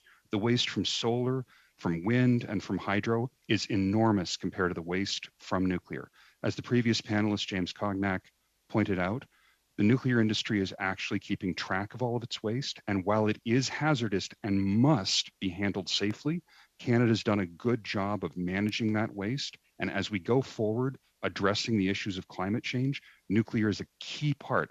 As was said earlier, we can't demonize, nor can we idolize any form of waste or any form of power generation. But nuclear power is surprisingly safe, reliable, and absolutely essential going forward. And I'm speaking as somebody who actually teaches university courses on both hydro and solar. Those are also necessary. We can't do this with nuclear alone, but we can't do it without nuclear. Nuclear power, especially the upcoming technologies of small modular reactors, will require us to continue to be actively engaged in what kinds of waste and how those wastes. Thank you, Professor Donev. If I could just interject, and I appreciate you filling in the parts of the question that had come from from the block member, but I'd like to get back to the small modular reactors and the discussion you have, and I'd like to go back into speaking to the importance of education, not just to researchers at university, but to the public in general. How do you think we can get that message across? I spend a lot of time worrying about that. Thank you for that question.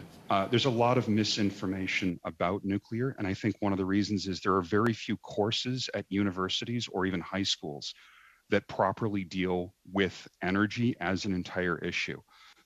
With the exception of the courses that I have at the University of Calgary and a course at Mount Royal, I'm unaware of any university course in Canada that is actually talking about nuclear power as part of our energy mix for people outside of engineering departments. So our nuclear engineers get trained on this, but people outside of nuclear engineering, even people within physics departments, often don't understand how nuclear reactors work or how solar panels work for that matter. I actually believe that we should be broadly educating people, and I would like to see that happen. Thank you. Okay, Mr. Longfield, again, if you could keep your eye on the time, that'd be great. Thank you. Go ahead, Mr. Longfield. Thanks. I'm sending my time over to Ms. Taylor-Roy. Ms. Taylor-Roy. Thank you very much, Mr. Chair, and thank you to all the witnesses for being here this morning. We've had some very interesting conversations, and one of the things I'd like to go back to on the issue of waste is the issue of education and the idea of full informed consent. And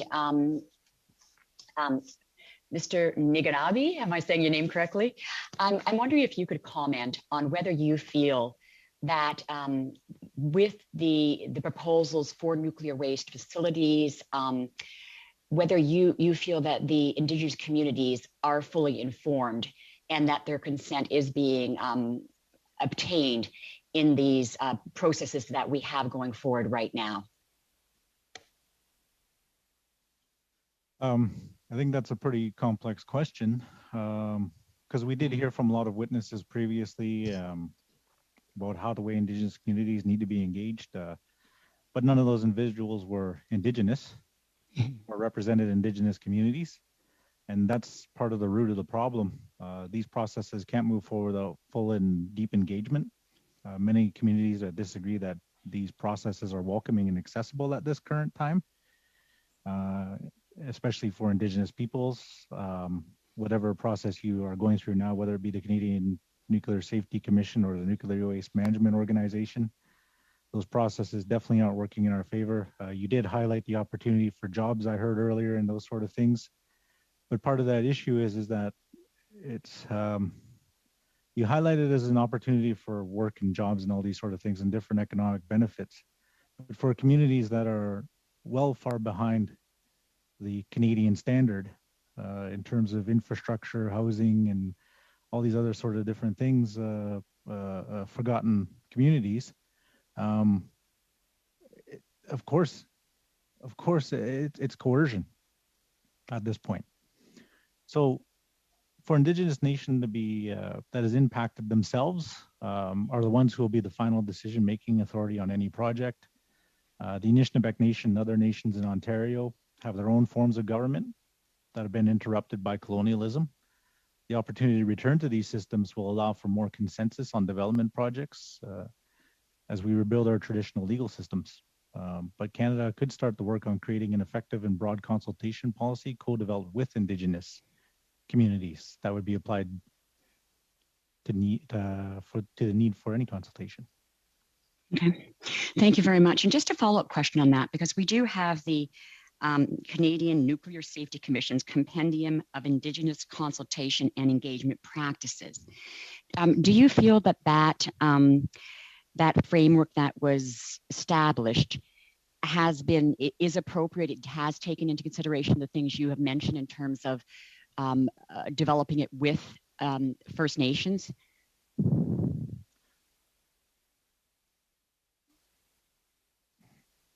That's complex too. I mean, you can develop anything you want, but I think part of it too is the understanding and the basis to which you come to us for consultation and who you send to us for consultation. My community was part of this NWMO process at one point, and one of the panelists that the NWMO had sent on their behalf remarked to our community that we could explain it to you, but you wouldn't understand it anyways, and give you all the information and you wouldn't understand it anyways. So there really has to be who you send on part of your delegation in your behalf as Canada or as your organization. That helps determine these processes. So yeah, if you could have all these processes, but depending on who you send to, it makes a lot of difference. Yeah, no, I understand that. Thank you very much. And I had one more question around the consultation. Understand that the NWO goes to a host community or tries to find a community who would like to host a disposal site. Do you feel that and we've heard from previous witnesses that in fact money is offered sometimes just to landowners within the community.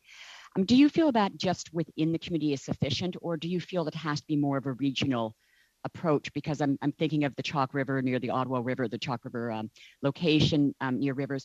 Do you feel that a regional approach would be better in trying to determine where these facilities should be located? It absolutely is a regional approach, and you should take a regional approach. That is how Indigenous nations have always approached anything. Through our kinship, our relationship, our nations themselves, our clan-based system, we all have a connection to each other, and we all have a responsibility to each other, and we have a responsibility to the land. We have a responsibility over all our relations and into the future for the next 7 generations. So therefore, we do take a regional approach in these discussions, and that's what is needed. But like I said before, the interruption of how we come to that decision-making process and determination through our different systems of governance, our clan systems of governance, are affected in that way. But should those be implemented again, we could definitely come to those consensus decisions on if it could be a yes or it could be a no. Thank you. Thank you very much. Madame Posey. Ms. Posey. Thank you. Thank you, Mr. Chairman, and thank you to all our witnesses. I have a question for Mr. Provost. You wanted to talk about horror stories. Could you tell us about the impact posed by the lack of solutions for nuclear waste and also the reclassification of different levels of waste and processes? Thank you. Well, the problem is that we don't have any intermediate level radioactive waste sites to deal with the first Canadian reactor, the NPD reactor at Chalk River, for example. So not only do we have no site, we don't even have any plan to develop a site for that level of waste. Canada is operating nuclear energy facilities, but we don't have any sites for high-level or intermediate-level nuclear waste. We don't have the solutions, and that's why we've had to delay the dismantling of the facilities. There have been changes to definitions. Canadian Nuclear Laboratories and the Canadian Nuclear Safety Commission have always talked about the future site at Chalk River, the near-surface disposal facility, but 98% of the radioactive material in that mound would be from cobalt-60. So we have completely changed the definitions as the process has gone along.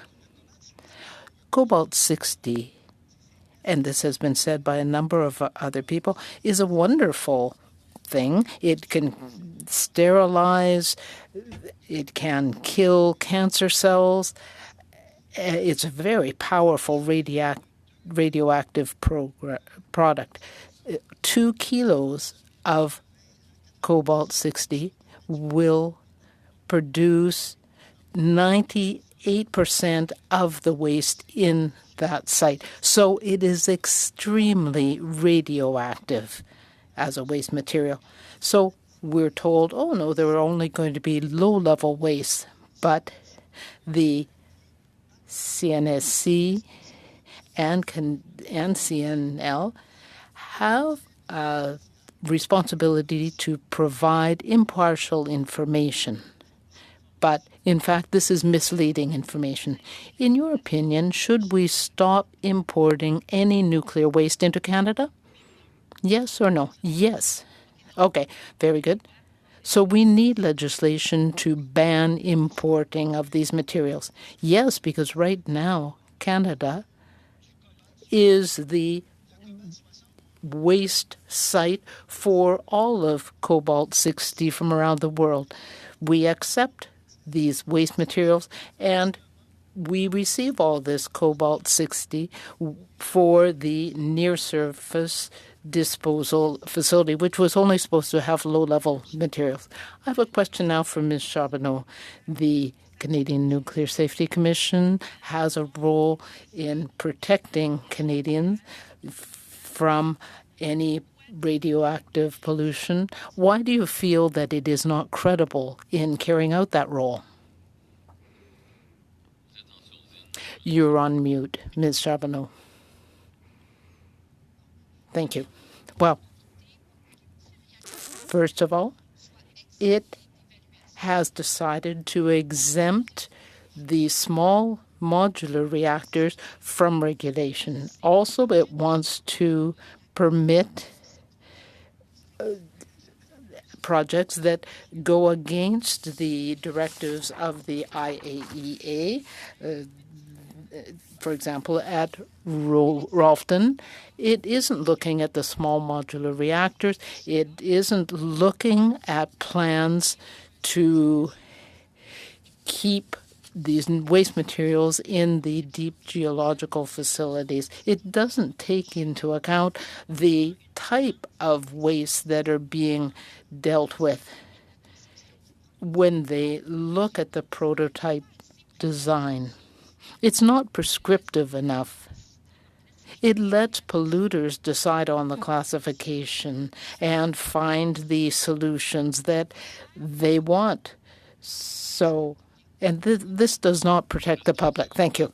You have 30 seconds left, Ms. Posey, if you want to make a comment. You're on mute. Very quickly. What do you think about the consultation by natural resources?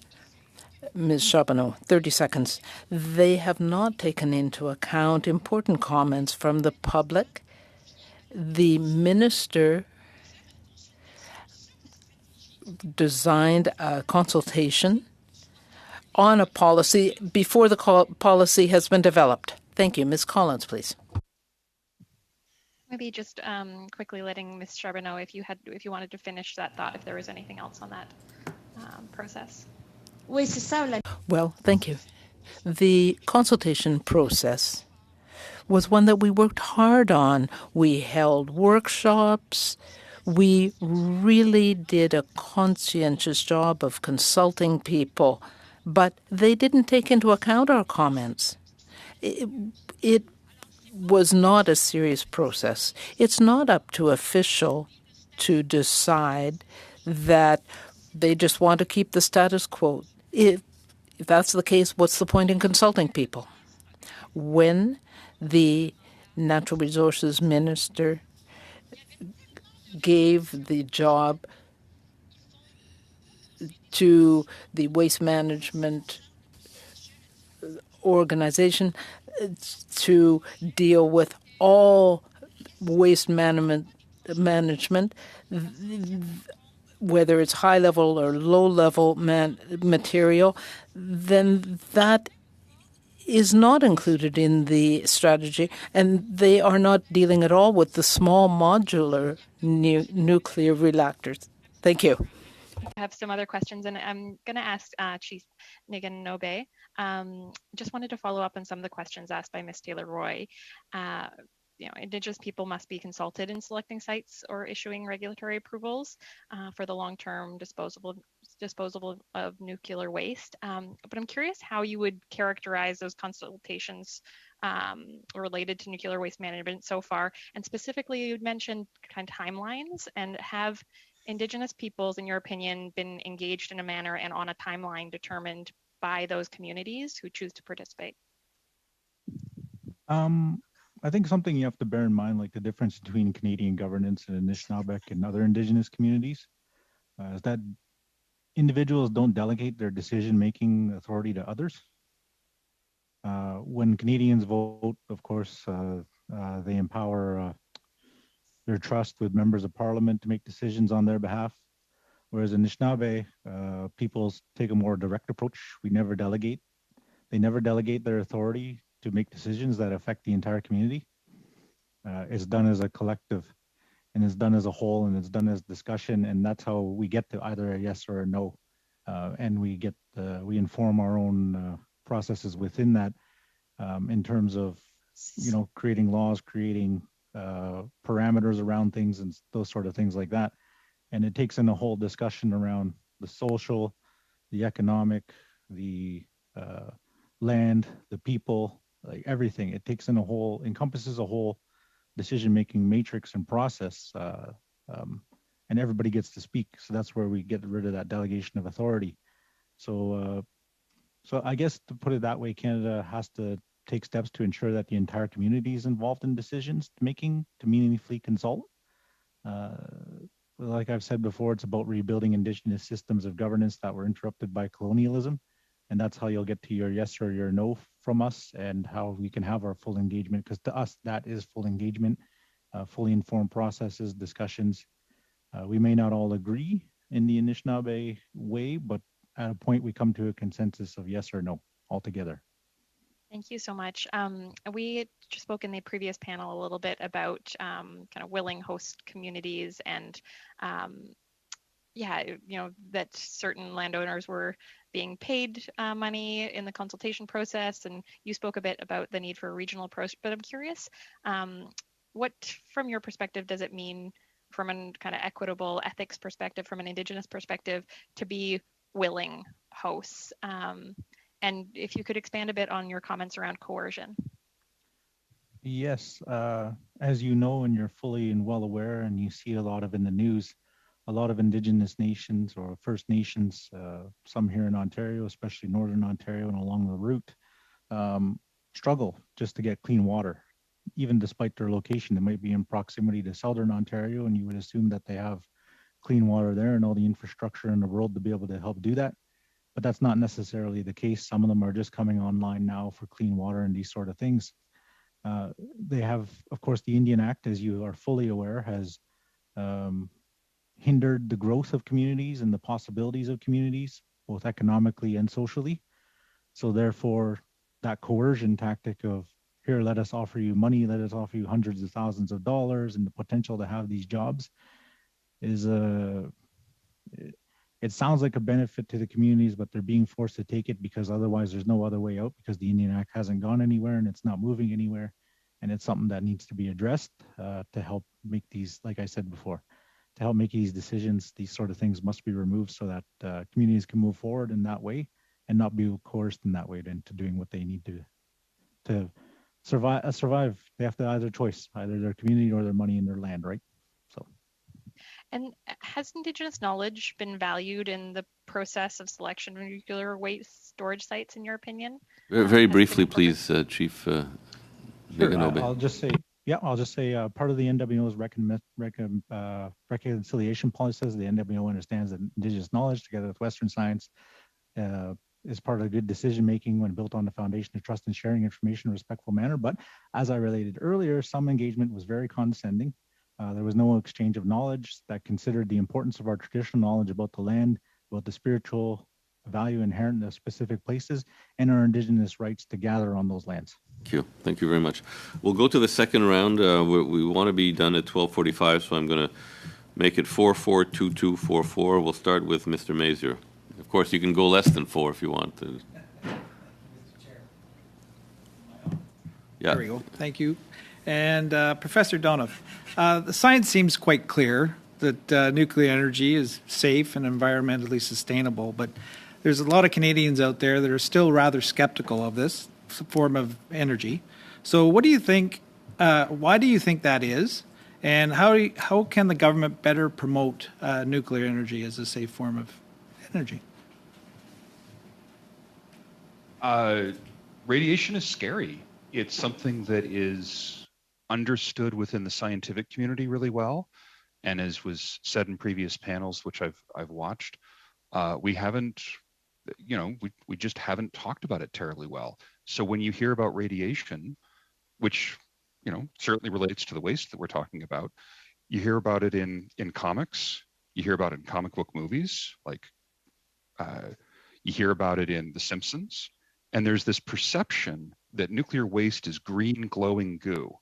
This is what a fuel pellet would actually look like. This is a piece of plastic. It's not an actual fuel pellet. It's a ceramic. It doesn't melt in water. It doesn't dissolve in water. It would then sit in something like this. This is what nuclear waste looks like. This is what a fuel bundle looks like. And I think it's really necessary for Canadians to understand that that's what it looks like. It's not the green glowing goo of The Simpsons. How do you think the government can provide a better promote this energy? I think getting clarity about more jobs. The nuclear industry is actually facing a gray out. So that means that there's an awful lot of people in the nuclear industry who are in the process of retiring and so forth. Getting conversations started at the technical school specifically, there's a huge need not just for scientists, but really for plumbers and pipe fitters and welders and so forth. And starting to talk about it, starting to talk about nuclear energy as a carbon-free source of energy. We have a lot of hydro. So provinces like Quebec have an awful lot of access to hydroelectricity. In Alberta, where I live, we don't have access to hydro like that. We just don't have the right geology for it. So starting to talk about it, having more of these conversations within Parliament, have a full discussion on the parliamentary floor about the advantages of Canadian nuclear reactors, get more Indigenous education, consultation, conversations going. I would really like to see more Indigenous voices brought to the table to have these conversations about nuclear power, because we should absolutely be talking about this more. And I think as we talk about it more, the fear will actually subside. That's a really nice segue into my next question. There was a lecture that you gave. It was referred to a framework of FEAR. And I just want to know if you can expand on that and explain it to the committee here. 45 seconds, please. Thanks. False evidence appearing real is a wonderful acronym for fear. And that's what happens with nuclear. We hear nuclear as if it's the worst poison in the world. The phrase, wouldn't touch it like it was plutonium, speaks to our false evidence appearing real. And we need to start facing everyone and responding. And the nuclear industry has done traditionally a terrible job at this. They're trying to move forward, and I'd like to see them work with the government to have more of these conversations about what people's fears are, so we can separate out the false evidence appearing real from legitimate concerns and legitimate hazards. This is dangerous stuff, but we know how to handle it safely. Thank you. Okay, we'll go. Is it Mr. Duguid now? Mr. Duguid, for 4 minutes, please. Thank you, Mr. Chair. I'll try and be brief. I've got two questions, one for Chief Niganobi, the other for Professor Doney. My question to Chief Niganobi is, I wonder if he has followed some of the major development projects in our north, particularly Nunavut and the Northwest Territories. I'm thinking about projects like Agnico Eagle, involving the Inuit communities. Community benefit agreements were negotiated with employment quotas. The communities play a very strong role in monitoring. I wonder if there's lessons there for your communities, other Indigenous communities in my home province of Manitoba, and whether that may apply to nuclear development as you're considering it. And then to Professor Doney, I'm a University of Calgary graduate, by the way. Spent too much time in Denny's Den, but I wonder if you could comment on Norway and Sweden. Norway apparently has been successful in siting nuclear waste, and Sweden is on its way. What have been some of the keys to success in dealing with nuclear waste?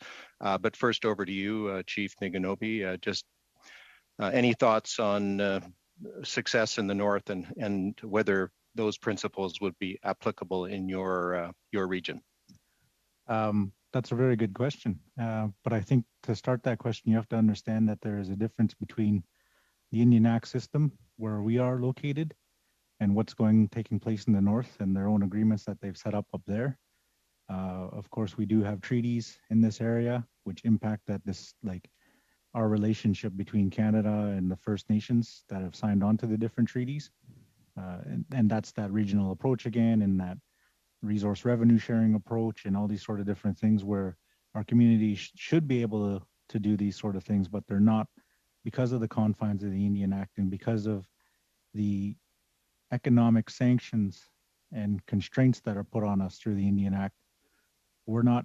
These agreements sound great and they sound perfect and they sound awesome to anybody who is not under the Indian Act, who isn't forced into these agreements because of these constraints that we have placed upon us. This is the only way out for us. So therefore, those sort of agreements and contracts are the only thing forward and the only remedy that we have, which goes back to the coercion part again. Thanks. Professor? Thank you. Norway, Sweden, Finland, all 30 some odd countries that have nuclear power have to deal with the spent nuclear fuel, and not just the spent nuclear fuel, but also the intermediate and low-level wastes that have been produced as well. This is an issue. Every form of energy has waste. What's really exciting about what's happening in Norway, Sweden, and for that matter, Finland, is that they are a little further along in the process than Canada is. Well, that's true of Finland.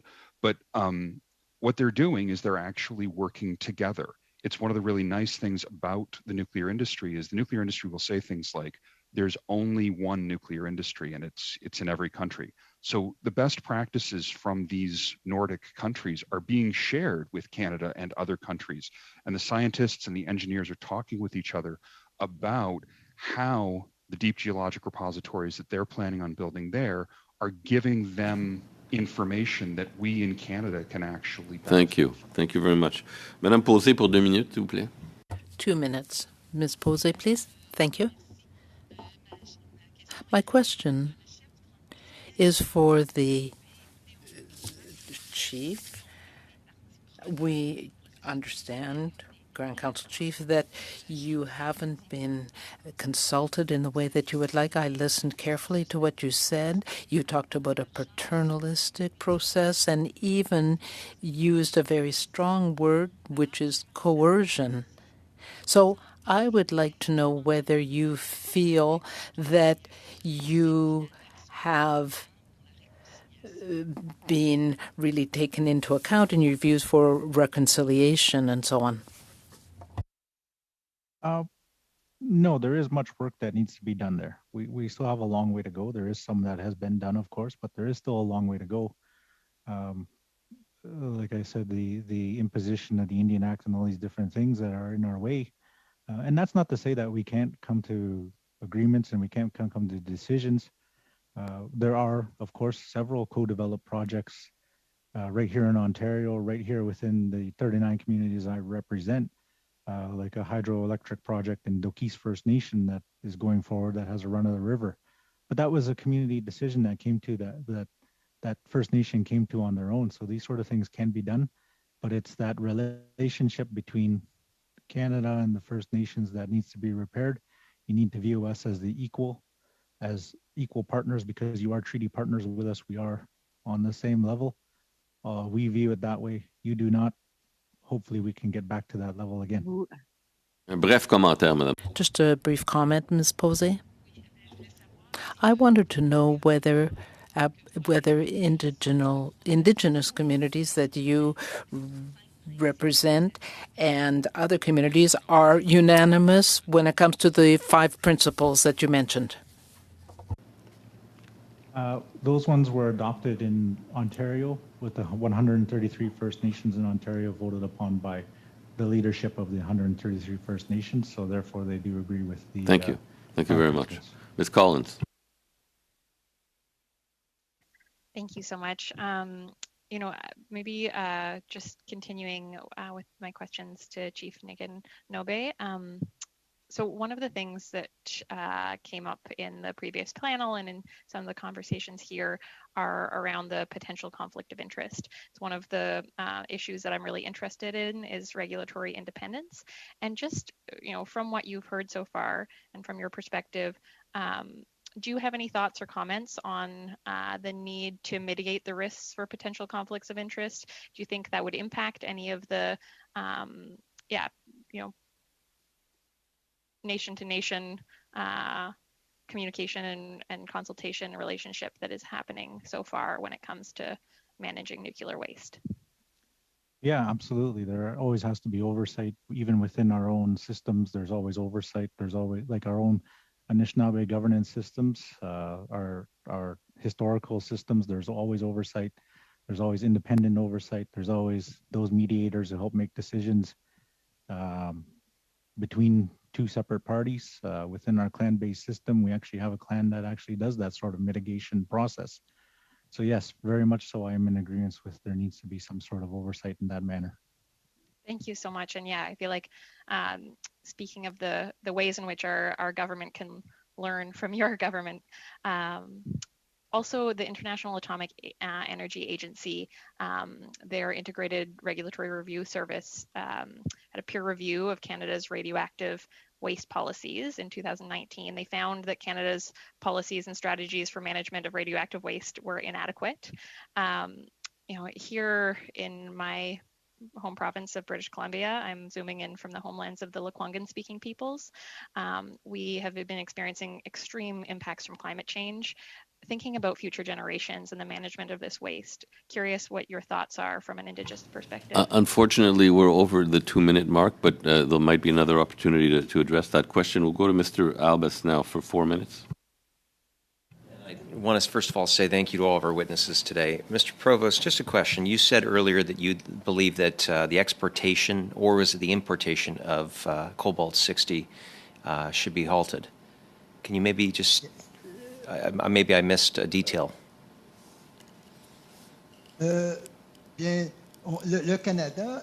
Canada exports cobalt-60 and imports waste from cobalt-60. And people don't know that these extremely radioactive waste materials come back to Canada afterward. And they may well go into the Chalk River site. So the tens of thousands of environmental assessment, documentation, and other material never talk about the sources of cobalt-60 waste materials, but this is the primary source of nuclear waste in these repositories. Canada does not want to tell the public. Just quickly, I think you've clarified that. So my question, though, is where is the world supposed to get its cobalt-60? Because obviously cobalt-60 is a immensely used medical isotope, and Canada supplies 90%. Where would they then source it?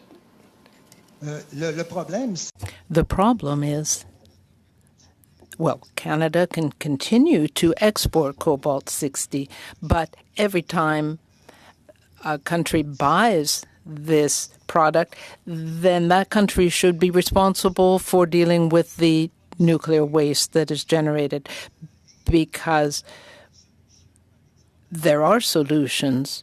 For example, with the deep geological facilities, and the IEAE has approved that. But why is this all being brought back to Canada without telling the public ever, for example, in the Ottawa River watershed, that this is happening? This is... But again, sir, you still have to answer the problem. Where will the world get its isotopes for this purpose? Like, Canada has made this because our CANDU reactors utilize heavy water and natural uranium. If they get it from someone else, and again, I believe in the polluter pays principle, so I believe that there is a premium that's brought in. And I really doubt we would be able to produce isotopes affordably for Canadian hospitals if suddenly we weren't allowed to export those. So I take your point that you don't like the use of it, but the problem is it's a very real one. What would be used instead? I'd like to hear you say that. No. Certainly accelerators can be used, but my point is that Canada could certainly continue to sell cobalt-60, but those that buy it need to handle the nuclear waste that is produced. Canada can export this product, but the countries who buy it need to be responsible for the waste because they're using the product. The public has never been informed that these byproducts are coming back to Canada. For 4 years, there has been a debate about the site without ever mentioning that these wastes are coming in from abroad. There's a difference of opinion on this, sir, but at the end of the day, I trust Canada. We are a responsible country, and we have the technical expertise that has been that can go along to doing something that has a half-life of 5.27 years. And unless there is a viable alternative, I would just suggest that the current arrangement seems to be proper for me, that we produce and then we take care of a very important isotope. We're over time. Ms. Thompson, for 4 minutes, please, or less. Thank you. I'll go quickly. Actually, sorry. Professor, don't have a question for you. The Canadian Nuclear Safety Commission is nearing its decision on the environmental assessment of near-surface disposal, the near-surface disposal facility at Chalk River. So do you think that public confidence in the proposed disposal site would be increased if the proponent, the Canadian Nuclear Laboratory, requested to have the assessment done under the Impact Assessment Act, as opposed to continuing with an assessment conducted under the Canadian Environmental Assessment Act? I don't know that the public's confidence in this would actually be swayed one way or the other, truthfully. I don't really see that that's what's going to inform public feelings are feelings, right? So the facts are the facts, but the feelings are the feelings. And it feels like what you've asked me is that how would the feelings be if the facts were slightly different? And I don't actually think it would have any impact on public confidence, truthfully. Let me ask you, what do you think is needed to, first of all, ensure that the information that's going to the public is indeed the information that is defendable, that's evidence-based, and also how is it that we frame that so that, to your earlier point, as the general public, we are dealing with facts and not fear and myth and the things that really confuse arguments going forward. The Canadian Nuclear Safety Commission, which does report through, but to Parliament, but through natural resources, is a well-respected international body. I'm sorry, I don't actually know. I don't think there's a magical solution for just suddenly making everything fine. The perceptions take time to change. There had been a different deep geologic repository that was proposed at the Bruce site, and there hadn't been sufficient Indigenous consultation with that. And as a result, people didn't feel comfortable. The nice thing about the situation, though, is that it's not an urgent problem. So it's important, it needs to be dealt with, but it's not an urgent problem in that it needs to be dealt with right now. So if the public consultation winds up halting this process, it's not like people are going to be in danger while the conversations continue. I'm not sure if that fully addresses your question or not. It's very helpful. Thank you. Back to you, Mr. Chair. I'm finished. Thank you. We finished a minute early. It's 1:44 instead of 1:45. So I thank all the witnesses for their succinct comments and their informative comments, and the questioners for their pointed questions. This has been a very interesting panel, as was the one before. To the witnesses, your testimony will inform our report in one way or another, and we really thank you for taking the time today to be with us. And I'm sure you look forward, as much as we do, to the publication of the report at some point. So on that, I would like to adjourn, and we'll see you, colleagues, on Thursday evening at 6:30, I believe. Thank you again. Bye-bye.